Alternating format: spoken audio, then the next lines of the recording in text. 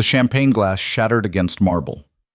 In the sudden silence of London's most exclusive ballroom, Eliza Thornfield watched a 16-year-old girl crumple to her knees, her dress soaked in wine, her face twisted in humiliation.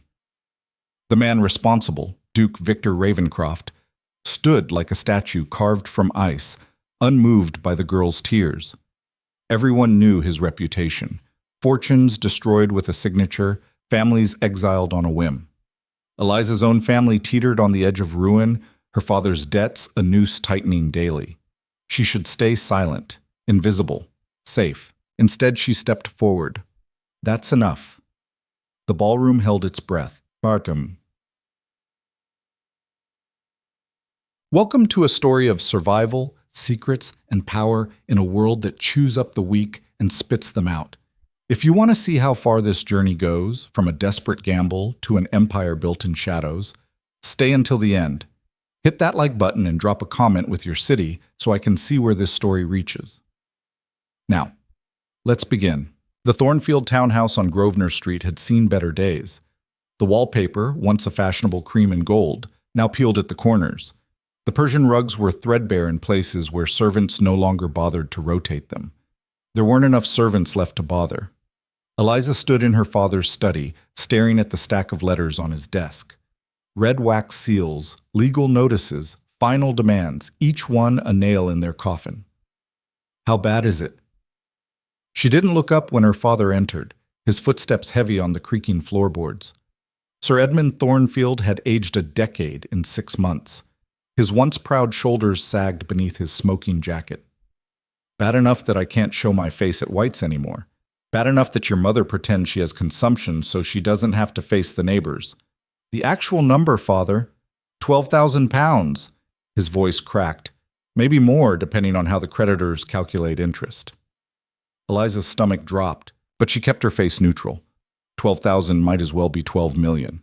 Her father's position at the East India Company had evaporated after the scandal.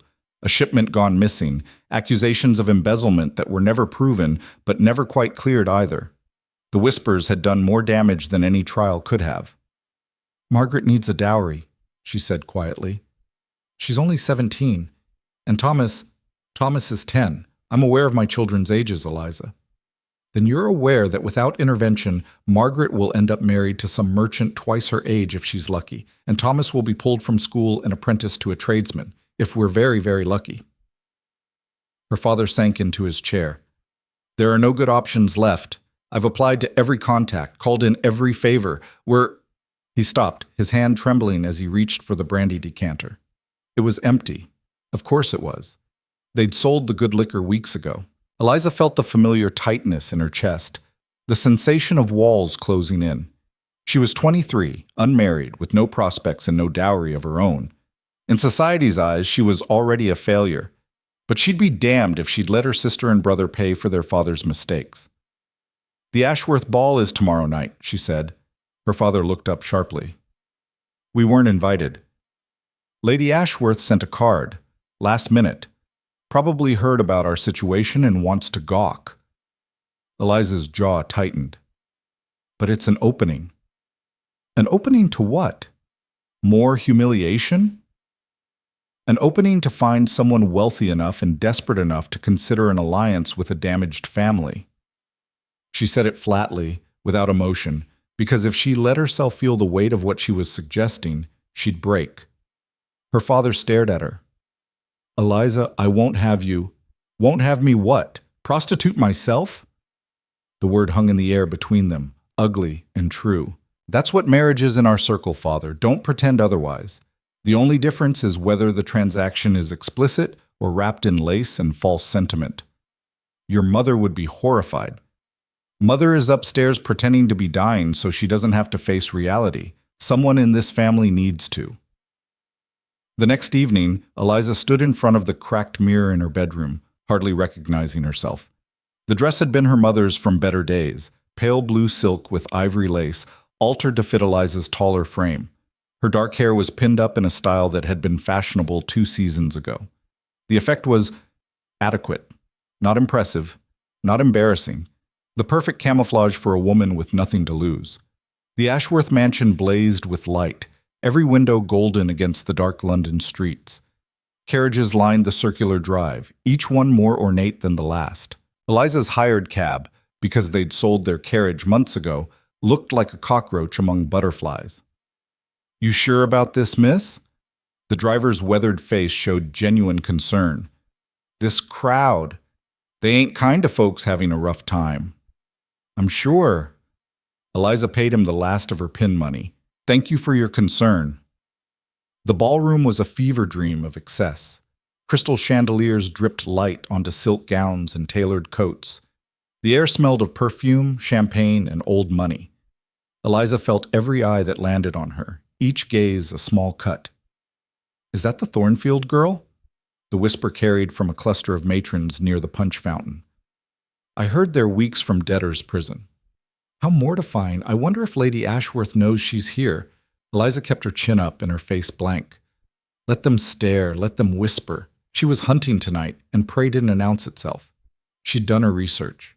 The eligible bachelors fell into 3 categories. Young fools with inheritances they'd gamble away within 5 years.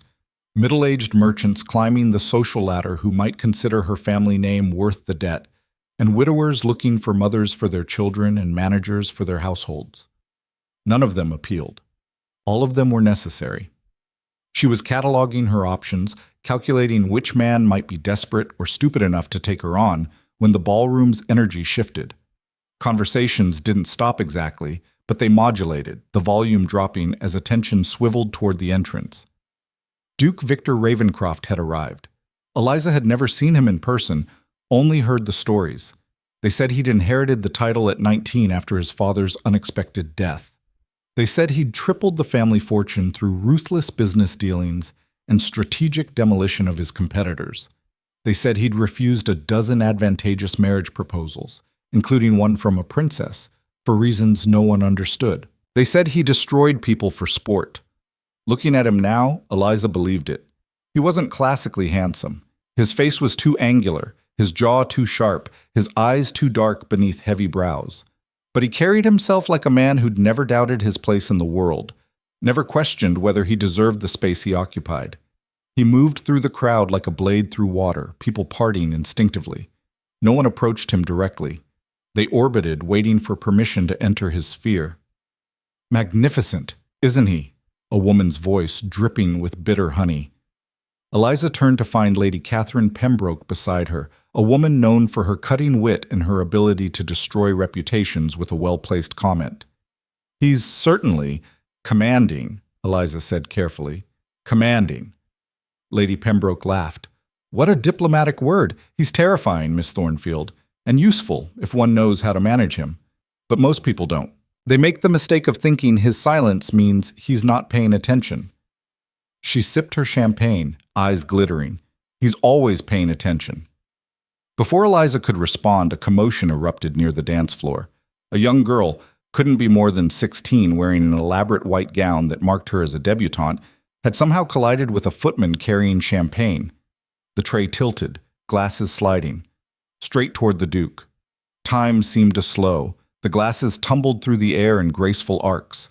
The girl lunged forward, trying to stop the inevitable, her hand outstretched. Her fingers caught the Duke's sleeve. Champagne exploded across expensive fabric, crystal shattered against marble, and the entire ballroom froze. The girl stood there, one hand still clutching the Duke's now ruined jacket, her face transforming from mortification to terror.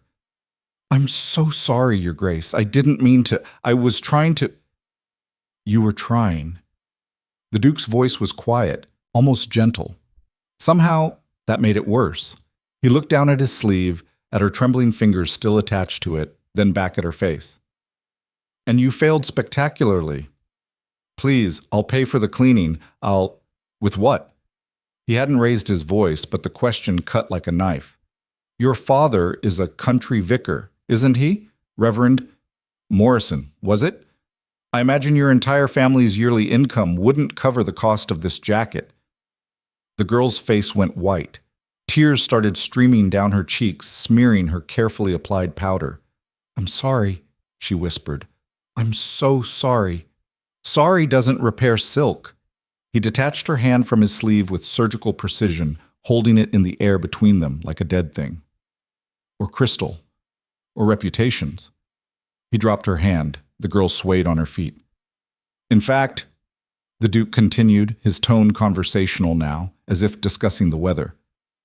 I wonder what your sponsors are thinking right now. Lord and Lady Ashworth, so generous to provide your introduction to society. I imagine they're questioning that generosity. Please, the girl's voice broke. Please what? Please don't tell everyone what they already witnessed? Please pretend this didn't happen? He tilted his head, studying her like an insect under glass. Or please don't mention to your father that his attempt to marry you into money just died in a pool of champagne and broken glass. Someone in the crowd laughed. Just a small sound, quickly stifled, but it cracked something open. Other titters followed. The girl's legs buckled. She went down hard, her white dress pooling around her like a collapsed parachute, champagne soaking into the expensive fabric. No one moved to help her. The Duke turned away, already looking for a footman to deal with his ruined jacket. And something in Eliza snapped. Maybe it was the sight of that girl on her knees, destroyed for an accident. Maybe it was knowing that could easily be Margaret next season, one mistake away from ruin. Maybe it was months of swallowing her pride, calculating her worth in pounds and pence, measuring herself against the market value of her family name. Maybe she was just tired of being afraid. That's enough. Her voice rang out clear and sharp across the silent ballroom. Every head turned. The Duke stopped mid-stride, his broad shoulders tensing. Eliza walked forward, her heart hammering so hard she could feel it in her throat. The crowd parted for her the way it had for him, but for different reasons.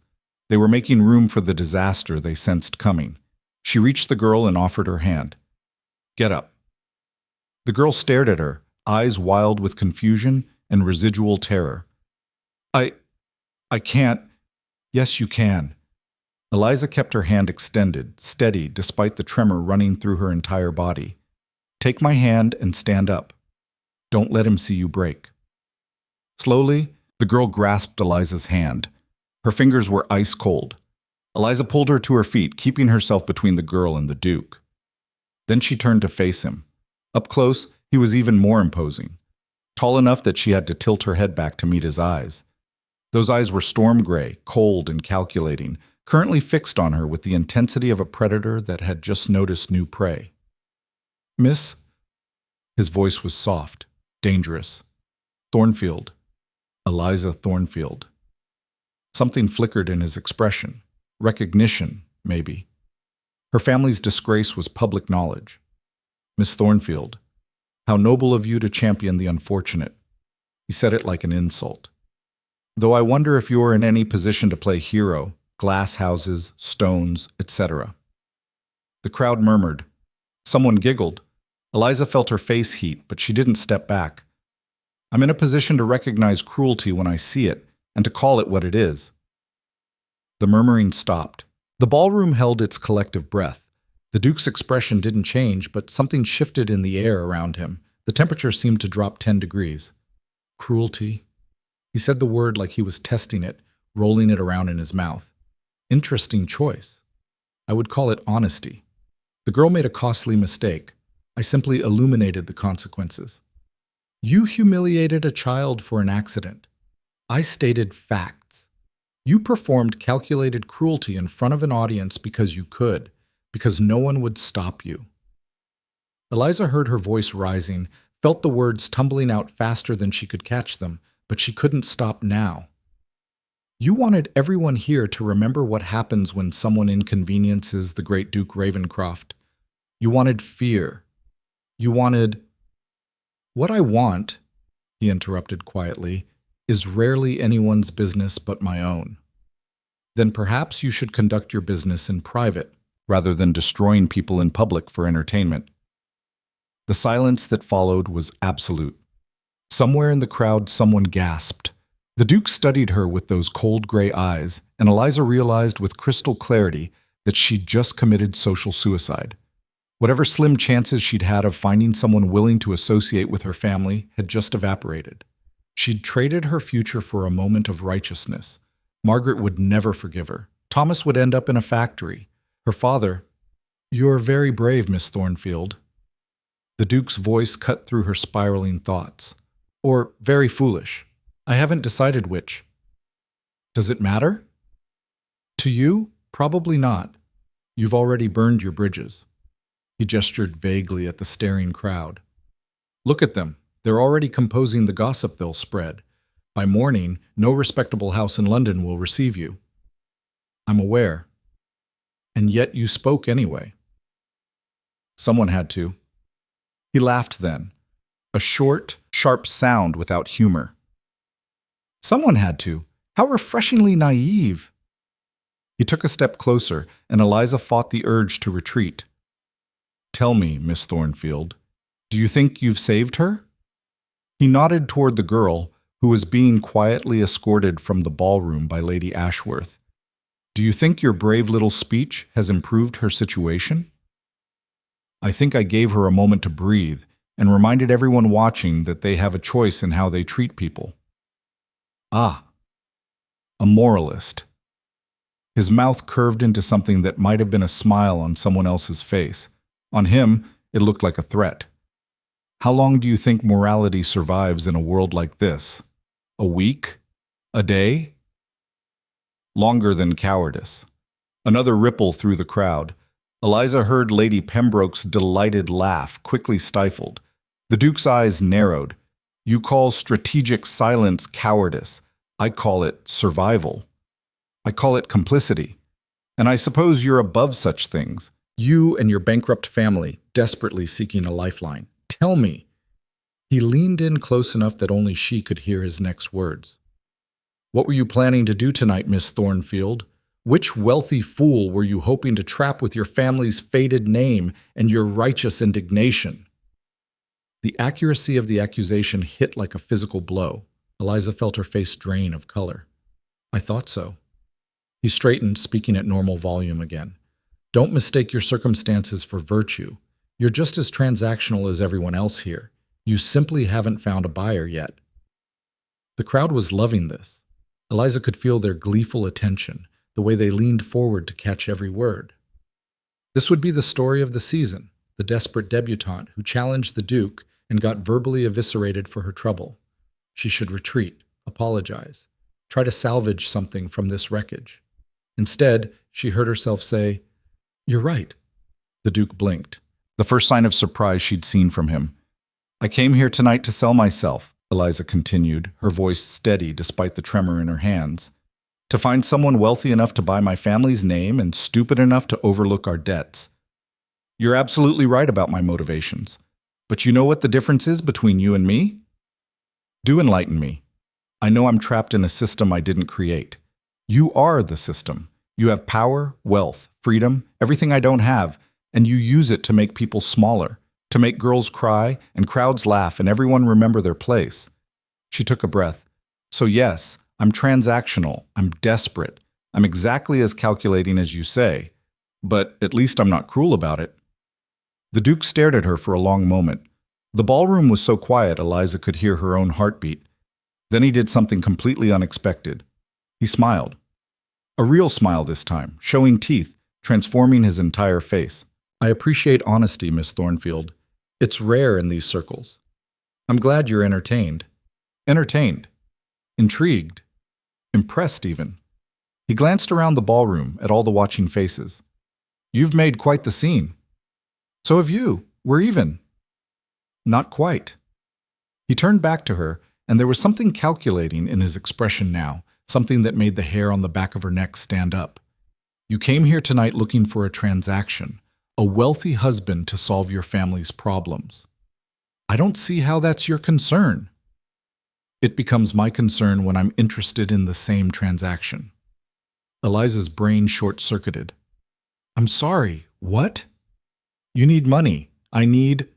He paused, considering. Let's call it a strategic alliance. You have a spine, Miss Thornfield, and a willingness to speak truth even when it costs you. Those are rare qualities, useful qualities. You can't be serious. I'm always serious. He reached into his jacket pocket and withdrew a card, holding it out to her.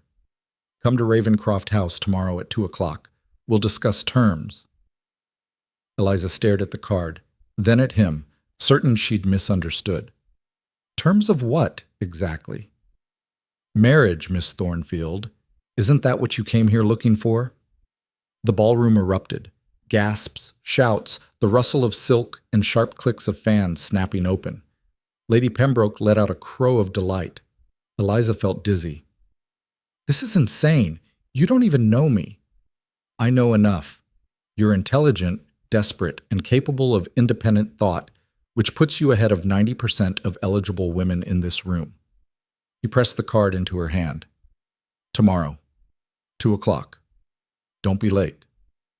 He turned and walked away, leaving Eliza standing alone in the center of the ballroom, a small white card burning in her palm, while hundreds of people stared and whispered and tried to make sense of what they'd just witnessed. What the hell had just happened?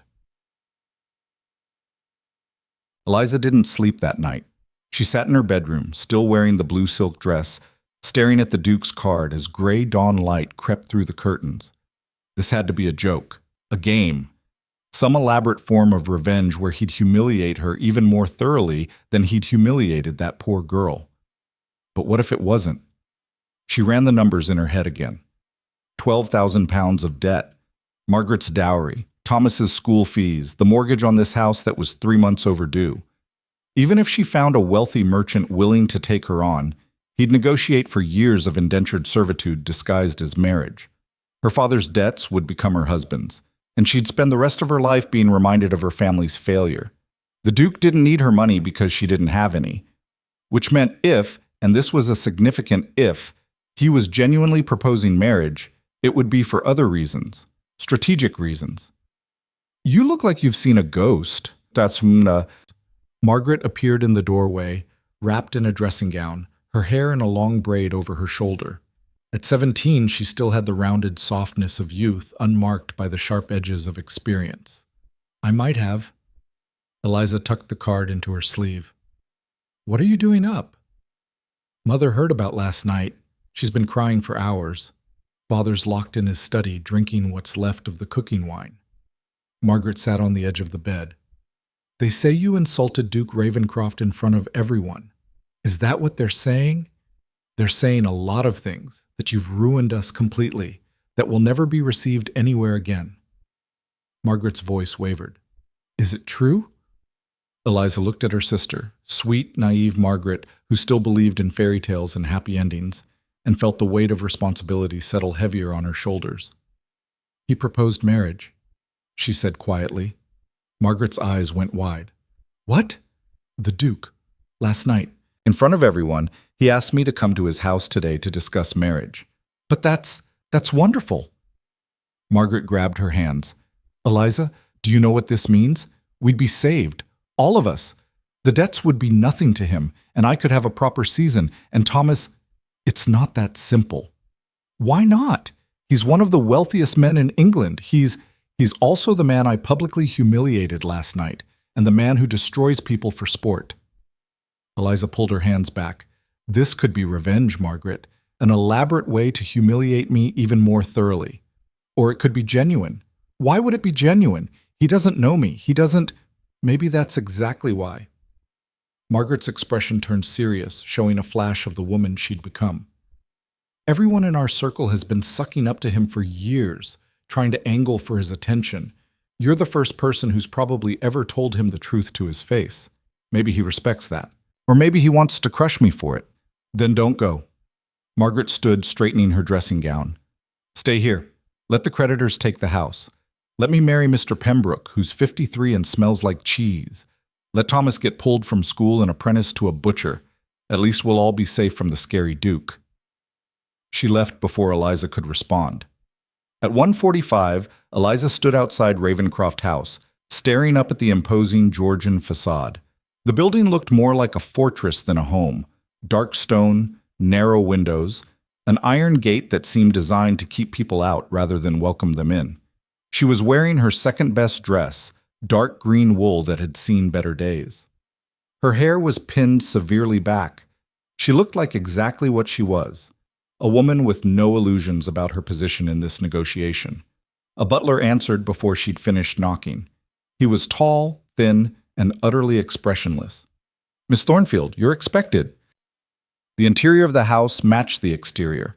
Dark wood paneling, heavy furniture, minimal decoration.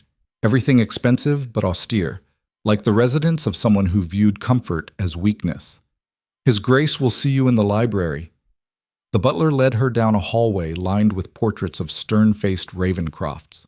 This way, please. The library was the first room that felt remotely human. Books lined every wall from floor to ceiling, and a fire burned in the massive stone fireplace. The Duke stood by the window, looking out at the garden, his back to her. "Punctual," he said without turning. "Good. I wasn't sure I'd come at all." "Yes, you were." Now he turned, and in the afternoon light, he looked less like a predator and more like a man, tired around the eyes, tension in his shoulders. "You'd have already fled if you weren't going to come." Confident, observant. He gestured to a chair near the fire. "Sit." "I'd rather stand." "Suit yourself." He remained by the window, maintaining distance. "I assume you have questions." "Several hundred, starting with why." "Why you? Why any of this?" Marriage proposals aren't typically delivered in ballrooms after public arguments. A ghost of a smile. "Nothing about this situation is typical, Miss Thornfield." "That's not an answer." "No, it's not." He moved away from the window, but didn't come closer to her. Instead, he circled the room, running his fingers along book spines. "Let me be direct, since you seem to appreciate directness. I need a wife. Not for the usual reasons. I don't need heirs. I have 3 younger brothers who are doing fine producing the next generation. I don't need social standing or political connections. I have more of both than I know what to do with." "Then what do you need?" "A partner. Someone intelligent enough to hold a conversation, brave enough to tell me when I'm wrong, and capable of maintaining a household and public appearances while I attend to. Other business." "Other business." Eliza's throat felt dry. "You mean destroying your enemies and ruining lives?" "Something like that." He pulled a book from the shelf, some leather-bound tome, and flipped through it without really looking. "I also need someone who won't ask too many questions about where I am or what I'm doing. Someone who understands that certain parts of my life remain private. You want a decorative figurehead who keeps your house running and minds her own business. I want an intelligent woman who knows how to be strategic about where she spends her energy." He snapped the book shut. "And in return, I will pay every penny of your father's debts, provide generous dowries for your sister, fund your brother's education through university, purchase a country estate for your parents, and settle £50,000 on you personally. Separate from my estate," I said. "Your own money, to do with as you please." Eliza's knees went weak. £50,000. That was generational wealth. Security she couldn't imagine. "This is too generous," she managed. "It's appropriate compensation for the role I'm asking you to fill." "Which is what exactly? What does being your wife actually entail?" "You live here. You manage the household staff. I'm told they need managing. I frankly don't pay attention. You accompany me to necessary social functions. You maintain appropriate appearances. Beyond that," he shrugged, "you're free to pursue your own interests." "And the marriage itself?" His eyes met hers, direct and unflinching. "Will be legal and binding, but not intimate unless both parties explicitly desire it. I'm not interested in exercising marital rights. I need a wife on paper, not in my bed." Eliza felt heat rise in her face, but she kept her voice steady. "That's unusually frank." "I don't see the point in pretense. You're not marrying me for love. I'm not marrying you for anything physical. This is a business arrangement that happens to be legal through marriage rather than contract. And if I want to leave, then we negotiate. I won't hold you prisoner, Miss Thornfield." He set the book back on the shelf. "But I would require discretion about my affairs, both before and after any separation." It was insane. The whole thing was absolutely insane. And yet, why me? Eliza asked again. "If you just need a competent woman who won't ask questions, you could find a dozen candidates who'd cost you less trouble." He turned back to the window, silent for a long moment. "Because you spoke up last night. Stupidly, perhaps. Suicidally, definitely. But you saw something wrong and you acted. That's rare. Lots of people have spines. No, they don't. They have survival instincts dressed up as principles. When actual cost enters the equation, most people fold. He glanced back at her. You didn't. You knew exactly what it would cost you and you paid the price anyway. That's not a spine, Miss Thornfield. That's integrity, and I find I have use for integrity. Eliza's mind raced through possibilities, implications, consequences. This would save her family, all of them, completely. They'd never want for anything again. All she had to do was marry a man who terrified most of London, move into this fortress of a house, and not ask questions about what he did with his time. I need to think about it. You have until tomorrow morning. If you decide yes, be at St. George's Church at noon. I'll have everything arranged. If you decide no, he shrugged. I'll wish you luck with your other prospects. There are no other prospects. You made sure of that last night. I made sure your existing prospects evaporated, but you're resourceful. You'll find something. It wasn't comfort. It was just observation, clinical and detached. Eliza moved toward the door, then stopped. That girl last night, the one with the champagne, what happened to her? I have no idea. Why? Because you destroyed her life over an accident, and now you're offering to save mine. I'm trying to understand the logic. The Duke smiled, and it was the coldest expression Eliza had ever seen. There is no logic, Miss Thornfield. That's the point. The world is arbitrary and cruel. I'm simply more honest about it than most. He was wrong, Eliza thought as she left. There was logic. She just hadn't figured it out yet. But she would. Chris said. St. George's Church in Hanover Square was almost empty. No flowers, no guests, no celebration. Just the Duke in a dark suit, Eliza in her mother's altered wedding dress, a vicar who looked confused but well paid, and 2 witnesses pulled from the church staff. The ceremony took 11 minutes. When the vicar pronounced them married, the Duke, her husband now, somehow, kissed her cheek perfunctorily and signed the register with a flourish. Welcome to Ravencroft House, Your Grace, he said, and there was something almost amused in his voice as he used her new title. Eliza stared at the signature on the register, her name transformed. Elizabeth Thornfield Ravencroft, Duchess. What the hell had she just done? The carriage ride to Ravencroft House, her home now, supposedly, took less than 20 minutes, but felt like crossing into another country. Victor sat across from her, reading correspondence as if he'd just completed a business transaction rather than a wedding, which, Eliza supposed, he had. Your belongings will be collected this afternoon, he said without looking up. I've arranged for your family's debts to be settled by week's end. The paperwork is already in motion. That's very efficient. I don't believe in delayed gratification. He folded the letter, tucked it into his jacket. Mrs. Hartwick will show you the house. She's been housekeeper for 20 years, knows where everything is, how everything works. Listen to her. And what will you be doing? Working. He met her eyes then, and there was something assessing in his gaze. I leave for Dover tonight, business on the continent. I'll be gone 2 weeks, possibly 3. Eliza blinked. You're leaving on our wedding day? I told you this wasn't a conventional marriage. The timing is coincidental, but the work is unavoidable. He pulled out another letter, already moving on.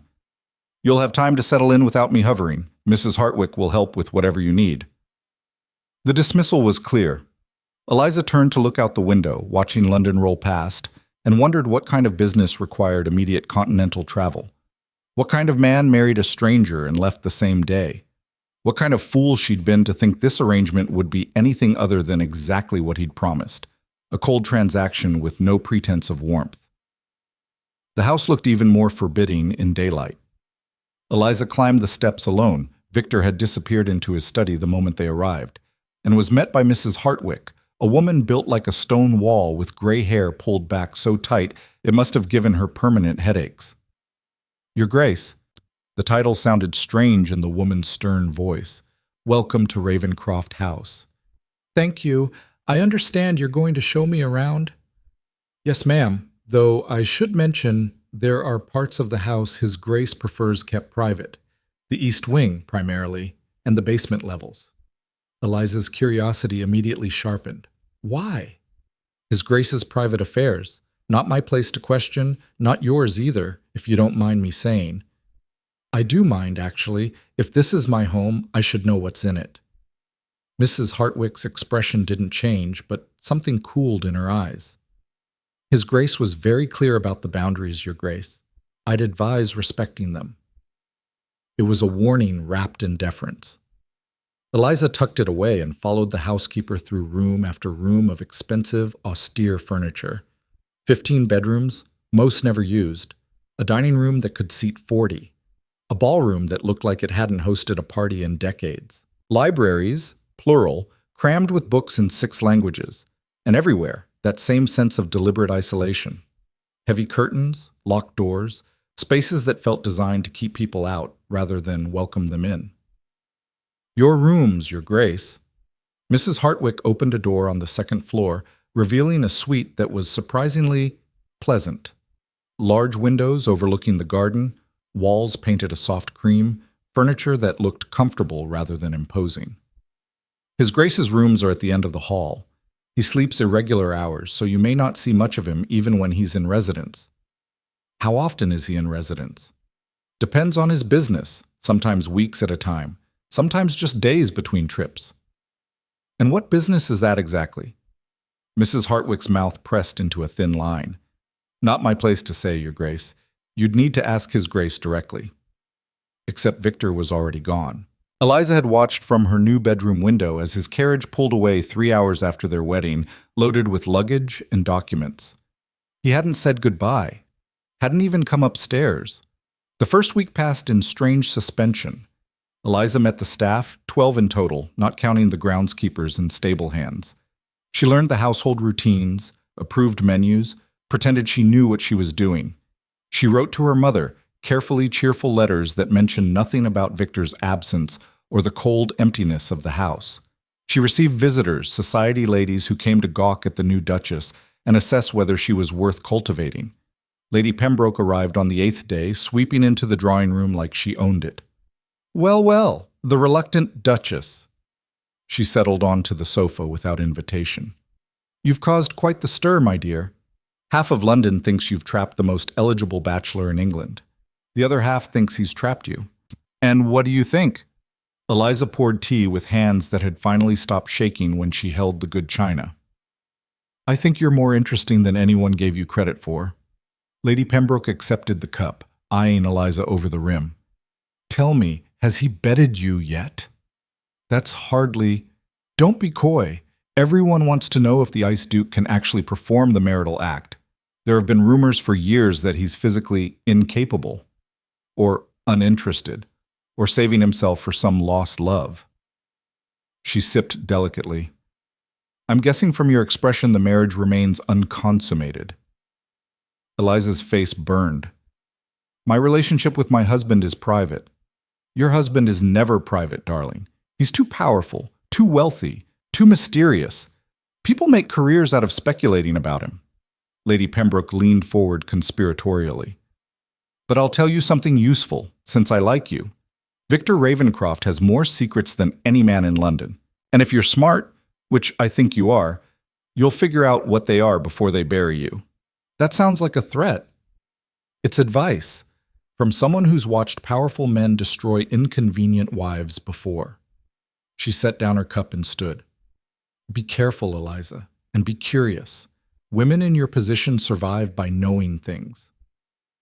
After she left, Eliza sat in the drawing room for a long time, staring at nothing. Be curious. She'd been trying to be respectful, trying to honor the boundaries Victor had set, to be the uncomplicated wife he'd paid for. But Lady Pembroke was right about one thing. This house had secrets. She felt them in the locked doors, the restricted wings, the way Mrs. Hartwick deflected every question about Victor's work. That night, Eliza did something she'd been resisting since she'd arrived. She went exploring.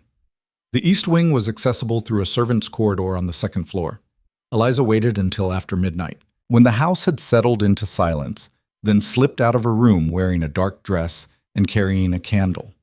The corridor was narrower than the main hallways, the walls plain plaster instead of fancy paneling. Service spaces meant to be invisible. She followed it east, counting doors, until she reached one that was different from the others, heavier, with a lock that looked new. Locked, of course. Eliza knelt, examining it in the candlelight. She'd learned to pick simple locks as a child, a skill acquired during a summer spent with her disreputable cousin Charles, who'd found it hilarious to teach a 10-year-old girl the basics of household burglary. This wasn't a simple lock. She was about to give up when she heard voices. Male voices, coming from beyond the door. Moving quickly, she pressed her ear against the wood. "Can't wait 2 more weeks. The situation in Calais is deteriorating." His Grace was clear about the timeline. That was Mrs. Hartwick, her voice harder than Eliza had ever heard it. "We hold position until he returns. And if they're discovered in the meantime, if the authorities, they won't be. We've maintained security for 3 years. Another fortnight won't compromise us." Silence. Then a different male voice, younger. "The new Duchess. Does she know anything?" "Nothing. His Grace married her specifically because she's ignorant of our operations. She'll keep the house running and stay out of the way. That's all we need from her." Eliza's hand tightened on her candle. Operations, security, Calais. What the hell was Victor involved in? Still seems risky, bringing in an outsider. She's not an outsider. She's the Duchess. And she'll do exactly what His Grace expects. Play her role and ask no questions. Mrs. Hartwick's footsteps approached the door. "Now get back to your post. I want hourly reports until—" Eliza ran. She made it back to the main corridor, just as she heard the lock turning behind her. Her heart hammered as she ducked into an alcove, watching Mrs. Hartwick emerge, followed by 2 men Eliza had never seen before. Not house staff. These men moved like soldiers, alert and disciplined. They headed toward the basement stairs. Eliza waited until they disappeared, then rushed back to her room, her mind racing. Operations, security, posts. Victor wasn't just a wealthy duke doing business on the continent. He was running something that required guards and secret meetings and careful timelines, something potentially illegal. She should be afraid. She should probably regret this entire marriage, this reckless decision that had seemed like salvation a week ago. Instead, she felt alive for the first time since she'd arrived. The next morning, Eliza went down to breakfast early and found Mrs. Hartwick in the kitchen, overseeing the staff. "I'd like to see the household accounts," Eliza said pleasantly. Mrs. Hartwick looked up from the menu she'd been reviewing. "The accounts, Your Grace?" "Yes. Food purchases, staff salaries, maintenance costs. I should familiarize myself with how the household operates. His Grace handles all financial matters personally." "I'm sure he does. But as mistress of the house, I should understand the budgets." Eliza kept her voice light, friendly.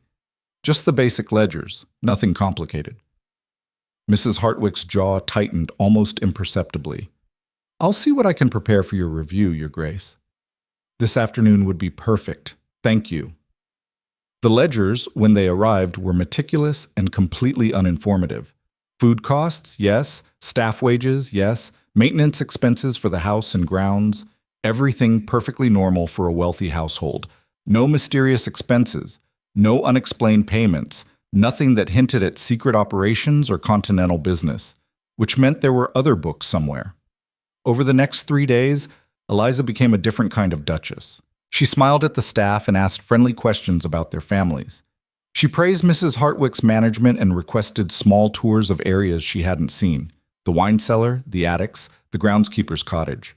She was charming and gracious and seemingly incurious about anything important, and she watched everything.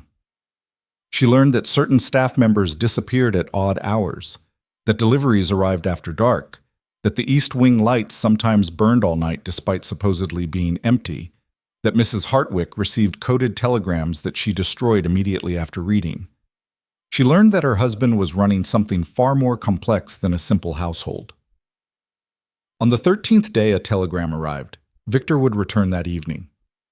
Eliza dressed carefully for dinner, a deep blue gown that made her look more sophisticated than she felt, and waited in the drawing room, her heart pounding. He arrived at 7, looking exhausted. Dust on his coat, shadows under his eyes, the kind of weariness that came from more than just travel. "You're still here." He said it like he'd half expected her to have fled. Where else would I be? I don't know. Back with your family. Somewhere less isolating. He shrugged out of his coat, handed it to a waiting footman. How was your first fortnight as Duchess? Educational. Something sharpened in his gaze. Oh? I learned that this house has 14 bedrooms, 6 fireplaces that actually work, and a wine cellar that could survive a siege. I learned that Mrs. Hartwick runs everything with frightening efficiency. I learned that you apparently trust me to manage your household, but not to know anything real about your life. Victor was quiet for a moment, then, walk with me. He led her through the house to his private study, a room she hadn't been allowed to enter. It was smaller than she'd expected, lined with maps instead of books. Maps of Europe, marked with pins and notations she couldn't decipher. Close the door. Eliza did. You've been poking around. It wasn't a question. I've been observing. There's a difference. Not much of one. He moved to the desk, poured himself a drink from a crystal decanter. Didn't offer her one. What did you see? Enough to know you're lying about what you do. Enough to know this house has secrets. Not enough to understand what any of it means. And that bothers you. Yes. Why? He turned to face her, genuine curiosity in his expression.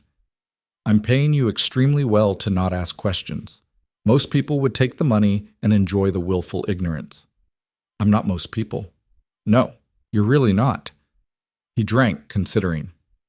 Do you know what happens to curious wives, Eliza? They end up knowing things their husbands wish they didn't. They end up in danger, real danger, the kind that doesn't care about your good intentions or your sense of justice. He set down the glass. I married you because I thought you'd be content with the role I offered. Was I wrong? Eliza thought about lying, about backing down, playing safe, being the uncomplicated wife he'd paid for. Yes, she said instead. You were wrong. I can't live in this house surrounded by secrets and locked doors and pretend I don't notice. I can't watch people disappear into the East Wing at midnight and act like everything is normal. And I especially can't be treated like a decorative idiot who can't handle the truth. The truth is dangerous. So is ignorance. If something happens, if there's a raid or an arrest or whatever disaster you're afraid of, I need to know enough to protect myself, to protect this household. She moved closer, forcing him to look at her directly. You said you valued integrity. You said that's why you chose me. So show me some of yours. Tell me what you're really doing. Victor stared at her for a long moment. She could see the calculation in his eyes, weighing risks and benefits. If I tell you, he said slowly, there's no going back. You'll be complicit. If things go wrong, you'll hang alongside me. Then don't let things go wrong. He laughed, short and harsh. You think it's that simple? I think you're smart enough to have survived this long, and I think I'm smart enough to help rather than hinder. But I can't do that if you keep me in the dark. Another long silence. Then Victor moved to the door, locked it, and returned to his desk. What do you know about the situation in France?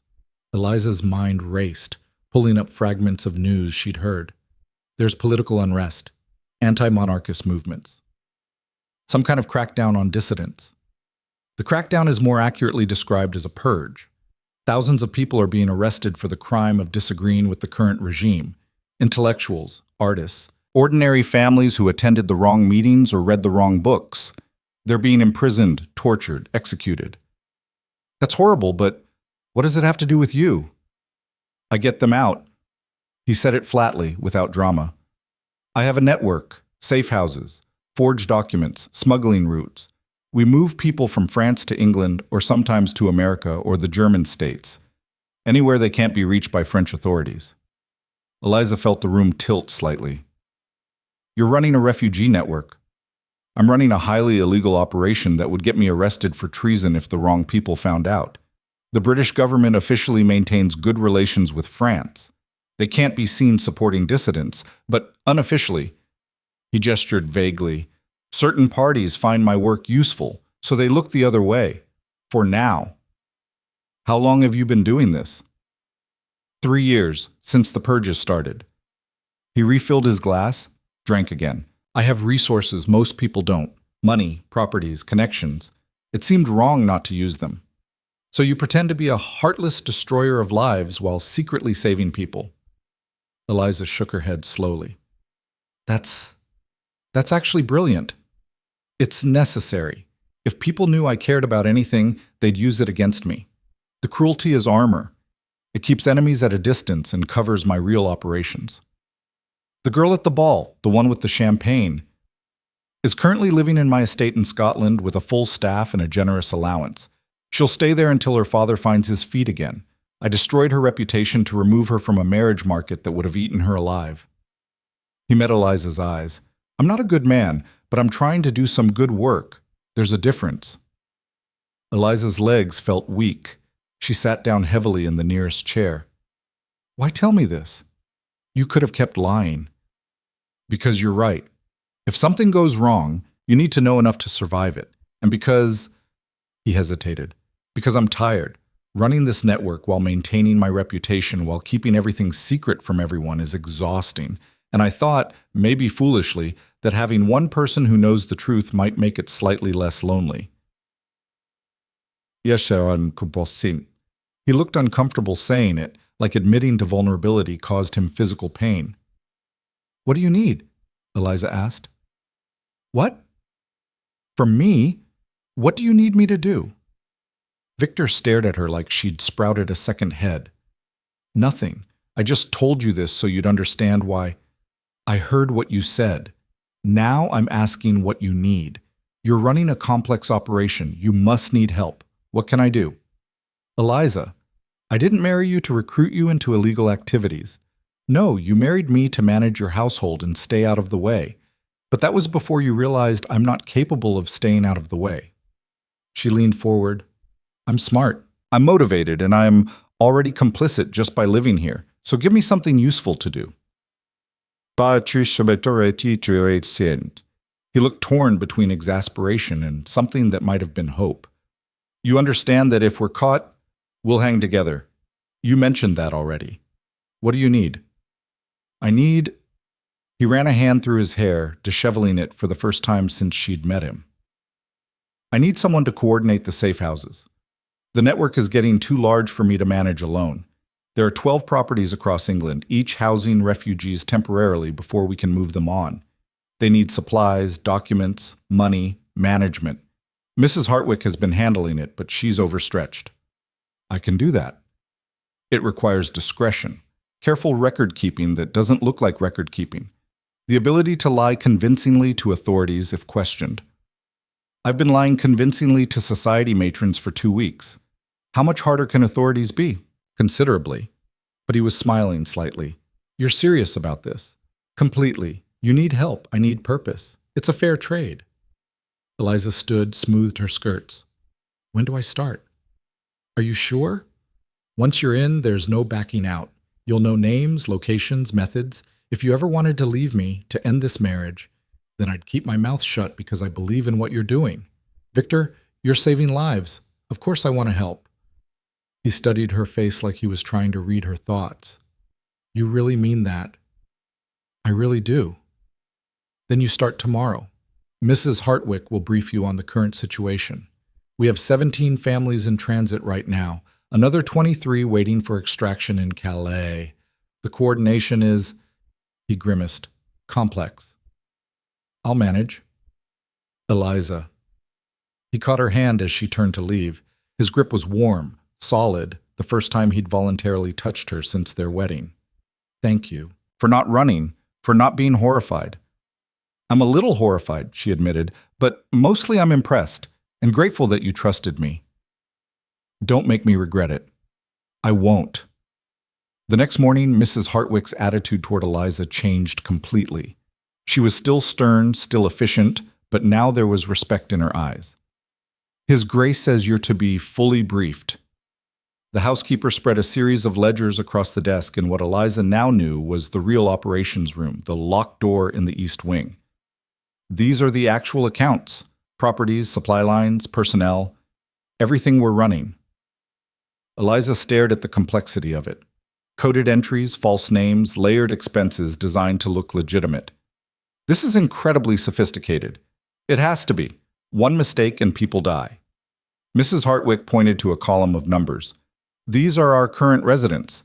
The blue marks indicate families, red indicates individuals. Each entry has an associated timeline. Maximum stay at any property is 4 weeks before we move them on. Why 4 weeks?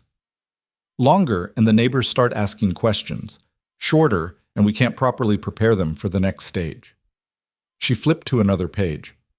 This is our extraction schedule. We have a ship captain in Dover who runs a regular route to Calais under the guise of commercial trade. He brings back refugees hidden in cargo holds. 2 trips per week, maximum 8 people per trip. That's only 16 people per week. You said we have 23 waiting. Exactly. We're bottlenecked. The demand exceeds our capacity. Mrs. Hartwick's expression was grim. Every week we can't get someone out is another week they risk arrest. Or worse. Eliza studied the numbers, thinking, what if we added a second route? A different port? Too risky. Dover is perfect because of the heavy commercial traffic. We blend in. Another port would attract attention. What about overland through the Netherlands? Possible, but slow and expensive. We'd need new contacts, new safe houses, new documentation. Mrs. Hartwick shook her head. His Grace has considered every option. This is the safest method we have. Safest doesn't mean only. There has to be something. Eliza stopped, an idea crystallizing. What about diplomatic cover? What do you mean? I'm a duchess now. I can request diplomatic travel for household purposes. If I needed to visit the continent, say, to inspect potential properties for a summer estate, or to hire European staff, I'd have papers, clearance, legitimacy. And a duchess traveling with her household would have carriages, trunks, servants. She looked up at Mrs. Hartwick. No one searches a duchess's carriage. Mrs. Hartwick stared at her. That's actually brilliant and incredibly dangerous. Everything about this is dangerous. At least this way we double our capacity. His Grace would never allow it. You'd be directly exposed. Then we don't ask permission. We plan it perfectly and present it as accomplished fact. Eliza surprised herself with how calm she sounded. How long would it take to arrange? To arrange? 2 weeks. To convince His Grace not to lock you in your room for suggesting it? Considerably longer. Then we have 2 weeks to make the plan so foolproof he can't argue with it. Over the next 13 days, Eliza threw herself into the network with an intensity that surprised everyone, including herself. She memorized the safe houses, learned the coding systems, studied maps of northern France until she could navigate them in her sleep. She interviewed the ship captain, a gruff man named Peters who spoke 3 languages and sailed like he was born to it. She reviewed documentation procedures with the forger, a nervous young man who operated out of a print shop in Southwark, and she planned her first extraction mission with meticulous care. Victor was in Dover, overseeing a complicated rescue of a family with 6 children. He wouldn't be back for 3 days. It was perfect timing. This is insane, Mrs. Hartwick said for the 10th time as they finalized details. If anything goes wrong, nothing will go wrong. I'll have diplomatic papers. I'll travel with a full complement of servants, all your people, trained and prepared. I'll have legitimate reason for every stop. Eliza checked her list again. The route takes us through 3 safe houses to pick up refugees, then straight to Dover for the crossing back. 4 days total. We'll be back before His Grace even knows we left. He'll kill me for allowing this. He'll thank you when it works. Your confidence is either admirable or suicidal. I haven't decided which. Eliza left the next morning in a procession that looked perfectly normal, a duchess traveling with 3 carriages, 8 servants, enough luggage for a prolonged continental stay. The diplomatic papers declared her purpose as inspection of potential property acquisitions in northern France. Completely legitimate. Completely unquestioning. The first safe house was a farmhouse outside Calais. Eliza arrived to find 4 refugees, a middle-aged couple and their 2 adult daughters, waiting in a hidden cellar. They looked terrified until they saw her. "You're the Duchess?" The man's English was heavily accented. "They said someone was coming, but I didn't expect..." "Expect what?" Eliza smiled, trying to project calm confidence. Come on, we need to move quickly. The next stop is 6 hours away. They traveled hidden beneath false floors in the luggage carriages, uncomfortable but invisible. At each stop, Eliza played her role perfectly. She inspected properties with invented criticism, complained about French architecture to local agents, behaved exactly like a wealthy English lady with more money than sense. And at each stop, more refugees climbed quietly into the carriages. By the time they reached Dover, she was transporting 12 people, 12 lives saved in 4 days. It was intoxicating. Peters met them at the dock. Duchess, I see you've been busy. Just doing my part. Can you get them across safely? Already arranged. They'll be at the London safe houses by tomorrow. He looked at her with new respect. His Grace know about this? He will soon enough. She returned to Ravencroft House triumphant, exhausted, and completely unprepared for what she found. Victor was waiting in the entrance hall, his expression unreadable. Hello, husband. I thought you weren't back until tomorrow. I wasn't. His voice was dangerously quiet. Until I received an urgent message that my wife had taken it upon herself to run an extraction mission into France, without training, without permission, without any regard for her own safety or the security of our entire operation. Behind her, Mrs. Hartwick made a small sound of distress. I was perfectly safe. I had diplomatic cover, trained staff, and You had no idea what you were doing. The words exploded out of him, his control finally cracking. Do you understand what could have happened if you'd been stopped, if they'd searched the carriages, if anyone had suspected? But they didn't. I brought back 12 people, Victor. 12 lives saved because I took a calculated risk. A risk that could have destroyed everything. He moved closer, and she could see genuine fear beneath the anger. You could have been arrested, imprisoned, executed, and you did it without telling me, without asking, without asking permission like a good little wife? Eliza's own temper flared. I thought we were partners. I thought you needed help. I need help, not recklessness. It wasn't reckless. It was carefully planned and perfectly executed, and it worked. She stepped toward him, refusing to back down. You can't keep me locked in this house doing paperwork while you risk your life. That's not partnership. That's protection, and I don't need protecting. Everyone needs protecting. His voice cracked slightly. Everyone I've ever... He stopped, breathing hard. The silence stretched between them, charged and complicated. Everyone you've ever what?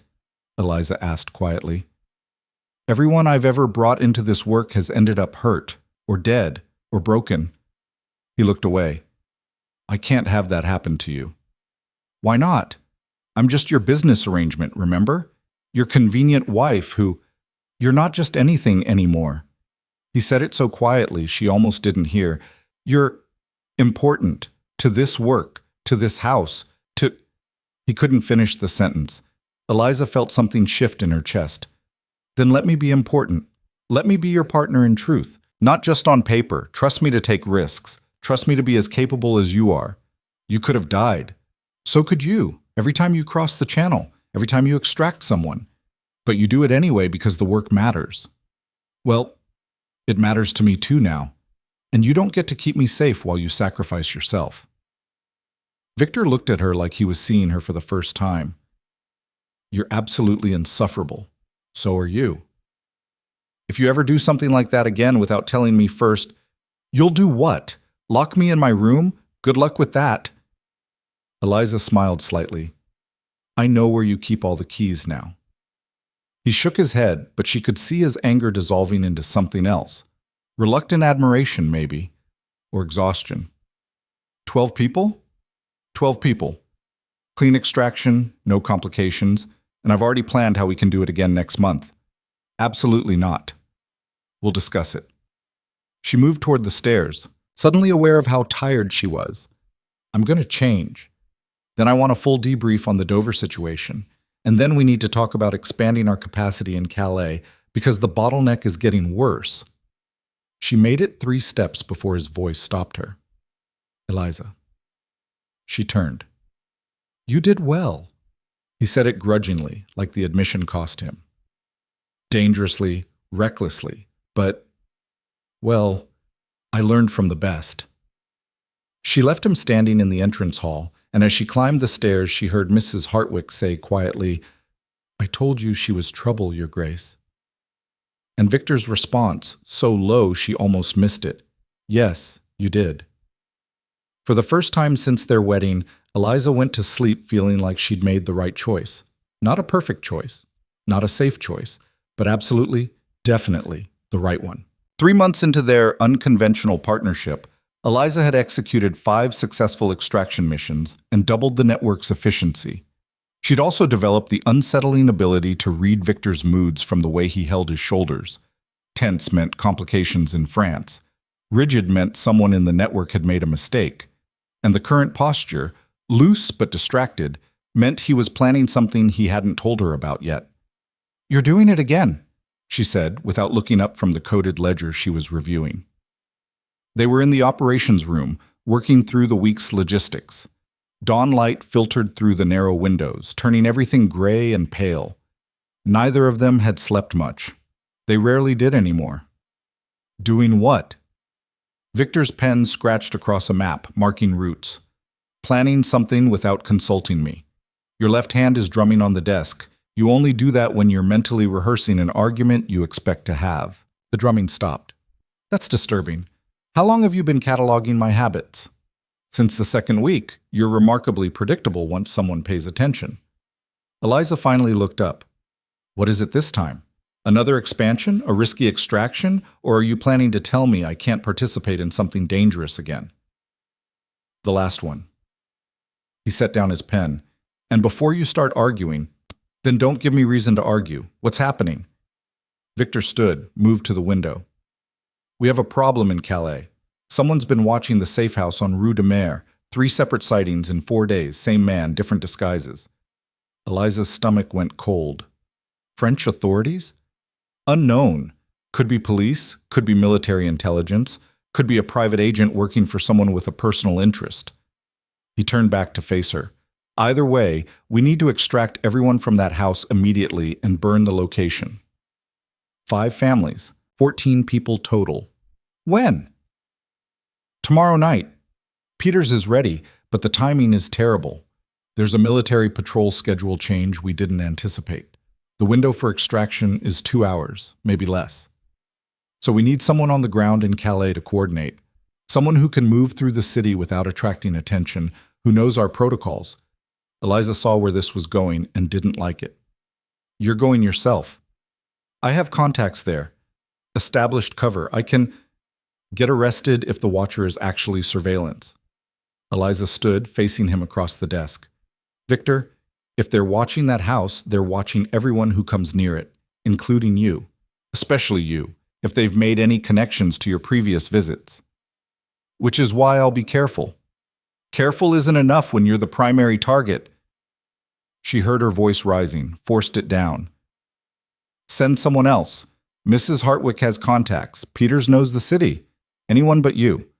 No one else has the authority to make real-time decisions if things go wrong. No one else can handle the bribes, the negotiations, the contingencies. His jaw set in that stubborn line she'd learned to dread. "This is my network, my responsibility. It's our network now, and I'm not letting you walk into potential surveillance alone." "You're not letting me?" His eyebrows rose. "Eliza, I appreciate your concern, but this isn't a discussion. I leave at dawn." "Then I'm coming with you." "Absolutely not." "You need someone who can move independently, someone they won't be watching because they don't know exists, someone who's never been to Calais, doesn't speak fluent French, and has no experience with hostile surveillance." Victor's voice hardened. "No. My French is adequate, and I learn fast. You said so yourself. This isn't about learning. This is about survival. One mistake, and you're not just risking yourself, you're risking everyone in that house." He moved around the desk, getting close enough that she had to tilt her head back to hold his gaze. "I can't protect you and manage an extraction simultaneously. I won't split my focus like that." "Then don't protect me. Trust me to protect myself. That's not how this works." "Then how does it work?" Eliza's frustration boiled over. You take all the risks while I sit here managing ledgers and playing Duchess? That's not partnership. That's you treating me like I'm fragile. You are fragile. You're... He stopped, breathing hard.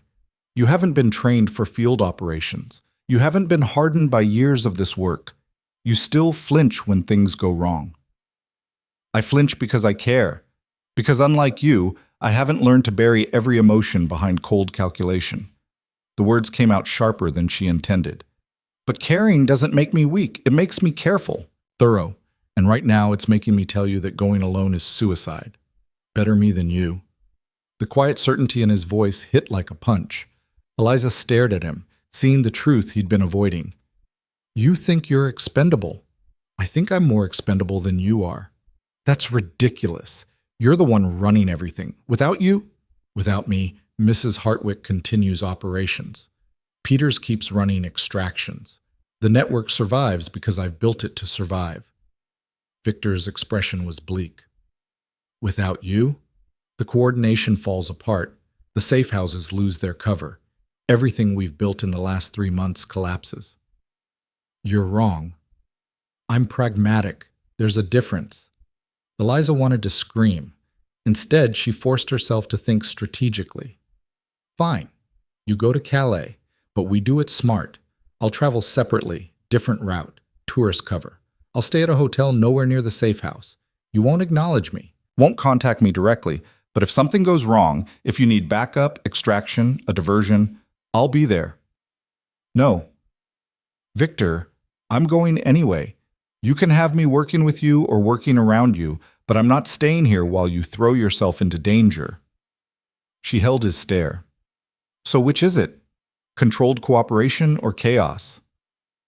He looked like he wanted to argue more, but something in her expression must have convinced him she meant it.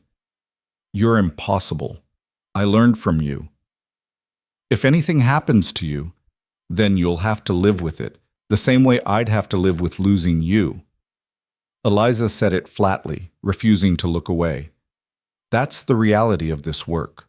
We both take risks. We both might die. Pretending otherwise is cowardice. Victor flinched like she'd slapped him. Then slowly, he nodded.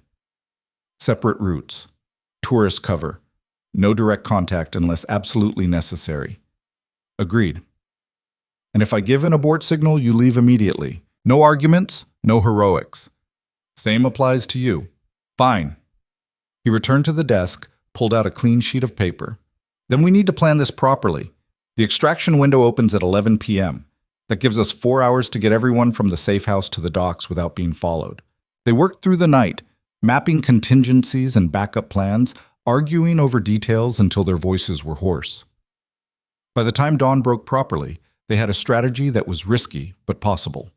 Victor would approach the safe house from the south, using his established merchant cover.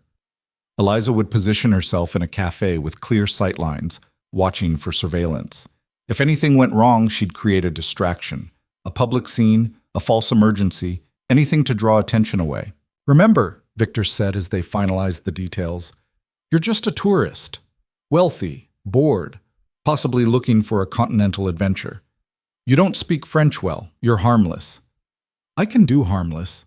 Can you? His mouth quirked. You challenged me in a ballroom full of people. Harmless isn't exactly your natural state. Then I'll improvise. They left London separately. Victor departed before dawn in his usual coach, taking the direct route to Dover. Eliza waited until mid-morning, then left with a single lady's maid, one of Mrs. Hartwick's people, a sharp-eyed woman named Marie who spoke 4 languages and could pick locks in under 30 seconds. The crossing was rough. Eliza spent most of it gripping the rail and trying not to be sick while Marie calmly read a book in French. By the time they reached Calais, Eliza's stomach was empty and her nerves were shot. First time on a real mission? Marie asked as they disembarked. Is it that obvious? You keep touching your documents. Stop that. Nervous travelers attract attention. Eliza forced her hands to her sides. Better? Marginally. Marie adjusted her own traveling cloak. Remember, you're here shopping for French fabrics. Bored aristocrat with too much money and not enough sense. I'm your practical maid who does all the real work. Let me handle any actual French conversations. They took rooms at Hotel de la Plage, a respectable establishment 3 streets from the waterfront. Eliza spent the afternoon playing her role, wandering through shops, mangling French while pointing at silk samples, generally behaving like every wealthy English tourist the locals had learned to tolerate and overcharge. And watching. Always watching. She spotted the watcher around 4 p.m., a man in a gray coat standing at a corner with a newspaper he never actually read. He was good, changed position every 20 minutes, never looked directly at the safe house on Rue de Mer. But he was there, constant, patient. Eliza returned to the hotel, her heart hammering. Victor was right. Someone was definitely surveilling the location. At 10 p.m., she and Marie left the hotel dressed for an evening stroll. Wealthy tourists took evening walks. It was perfectly normal, perfectly innocent. They walked past the safe house twice without slowing, Eliza chattering in terrible French about the lovely architecture while scanning every shadow. The watcher had been replaced by a different man. This one was younger, harder looking. Military, Eliza guessed. Or police. This was bad. At 10:40, Victor appeared at the end of Rue de Mer, walking with the confident stride of a merchant who belonged there. He carried a large case, ostensibly fabric samples, actually forged documents and emergency funds. He didn't look at Eliza as he passed. The watcher's attention sharpened. Eliza kept walking with Marie, maintaining her tourist facade while her mind raced. The watcher was focused on Victor now, which was both good and bad. Good because it confirmed Victor was the target. Bad because it meant any move he made would be observed. They needed a distraction, something big enough to pull surveillance attention, but believable enough not to trigger deeper investigation. "Marie," Eliza said quietly in English, "how good are you at creating public scenes?" "Excellent. What did you have in mind?" "Something loud. Something that requires authority intervention. Can you pretend to be robbed?" Marie's eyes gleamed. "Oh, I can do better than pretend." 3 minutes later, Marie's scream split the evening air. "Au voleur! Au voleur!" She stood in the middle of the street, her reticule conspicuously open, gesturing wildly toward a young man who was running away at full speed. The young man was actually one of their people, a refugee from the safe house who'd been positioned for exactly this contingency. He ran straight toward the watcher, who instinctively moved to intercept. In the confusion, Marie screaming, locals gathering, the watcher trying to maintain his position while a thief literally ran at him, Victor slipped into the safe house entrance. The door closed behind him with barely a sound. Eliza forced herself to keep walking, to not look back, to be just another tourist slightly alarmed by the commotion. Her heart was pounding so hard she could feel it in her throat. "Come on, Victor. Get them out. Get them safe." Marie was giving a dramatic statement to a policeman now, her French rapid and emotional. The watcher had lost his position, pushed back by the crowd. He was trying to regain his vantage point, but people kept blocking his view. 15 minutes. That's what they'd calculated. 15 minutes to get everyone out through the back entrance, through the connected cellars, to emerge 3 streets away where Peters would be waiting with wagons. 15 minutes felt like hours. At minute 12, Boots, a second watcher appeared. He moved differently than the first, faster, more aggressive. He pushed through the crowd toward the safe house entrance. Eliza's blood went cold. They'd been made. Or the first watcher had sent for backup. Either way, the plan was falling apart. She couldn't stand there doing nothing. If that second watcher reached the house before Victor got everyone out. "Marie," she said quietly, "I need another distraction. Bigger this time." "How big?" "Fire alarm big." Marie's eyebrows rose. "That's extremely risky." "I know. Can you do it?" "For His Grace? I'd set the actual hotel on fire." Marie straightened her shoulders. "Give me 2 minutes." She moved away, disappearing into the crowd. Eliza watched the second watcher approach the safe house door. He was pulling something from his coat. A badge? A weapon? Somewhere behind her, church bells began ringing frantically. Not the hour. An alarm. Fire alarm. The effect was immediate. People began shouting, running. The organized confusion of the robbery scene devolved into genuine chaos. The second watcher stopped, torn between his target and the apparent emergency. In that moment of hesitation, Victor emerged from the safe house. Empty-handed, walking calmly, just another merchant finishing his business. Behind him, the door remained closed, no one else visible. He'd gotten them out. Somehow, impossibly, he'd moved 14 people through a compromised location without being seen. The second watcher made his decision and rushed into the safe house. Too late. Whatever he'd find there would be empty rooms and cold tea. Victor walked past Eliza without acknowledgement, but his hand brushed hers for just a second as he passed, a fleeting touch that said, "Done. Safe. Well played." She wanted to collapse with relief. Instead, she maintained her tourist facade and let Marie guide her back toward the hotel, away from the chaos of false fire alarms and failed surveillance. They made it back to their rooms without incident. 2 hours later, a coded message arrived via the hotel's pneumatic tube system. Cargo delivered. No casualties. Return at leisure. Eliza read it 3 times before letting herself breathe properly. They'd done it. Against surveillance, against terrible odds, they'd extracted 14 people and lived to plan the next mission. She slept for 4 hours and woke to find Marie packing their belongings. His Grace sent word, "We leave on the morning tide. He's already at the docks securing our passage." Marie's expression was approving. "That was good work last night, Your Grace. Risky, but good. We were lucky." Luck is what you call skill when you don't want to sound arrogant. Marie folded a dress with efficient movements. "You did well. His Grace will be pleased." Victor wasn't pleased. He was furious. Eliza discovered this when they met on the Dover docks, 8 hours into their return journey. He pulled her aside while Marie supervised the luggage transfer, his grip on her arm tight enough to bruise. "What the hell were you thinking?" His voice was low, controlled, absolutely incandescent with rage. "A fire alarm? A public panic? Do you have any idea what kind of attention that brings?" "The kind that saved your life," Eliza shot back. "That second watcher was going to enter the house while you were still inside. I gave you the time you needed. You gave away our methods. Now they'll know we use diversions. They'll plan for it next time." "There wouldn't be a next time if you'd been caught last night." Eliza wrenched her arm free. "You're angry because I made an independent decision that worked. I'm angry because you took an unnecessary risk." "It wasn't unnecessary. I was watching. I saw what you couldn't see. I made the call that needed to be made." She stepped closer, lowering her voice. "This is what partnership means, Victor. I don't just follow your orders. I think. I adapt. I save your stubborn ass when you're too focused on the mission to see the danger." They stared at each other, both breathing hard. Around them, the docks hummed with activity, sailors shouting, cargo being loaded, the smell of fish and salt water heavy in the air. Finally, Victor's shoulders dropped slightly. "You're right." "What?" "You're right, that second watcher. I didn't see him. I was focused on the extraction.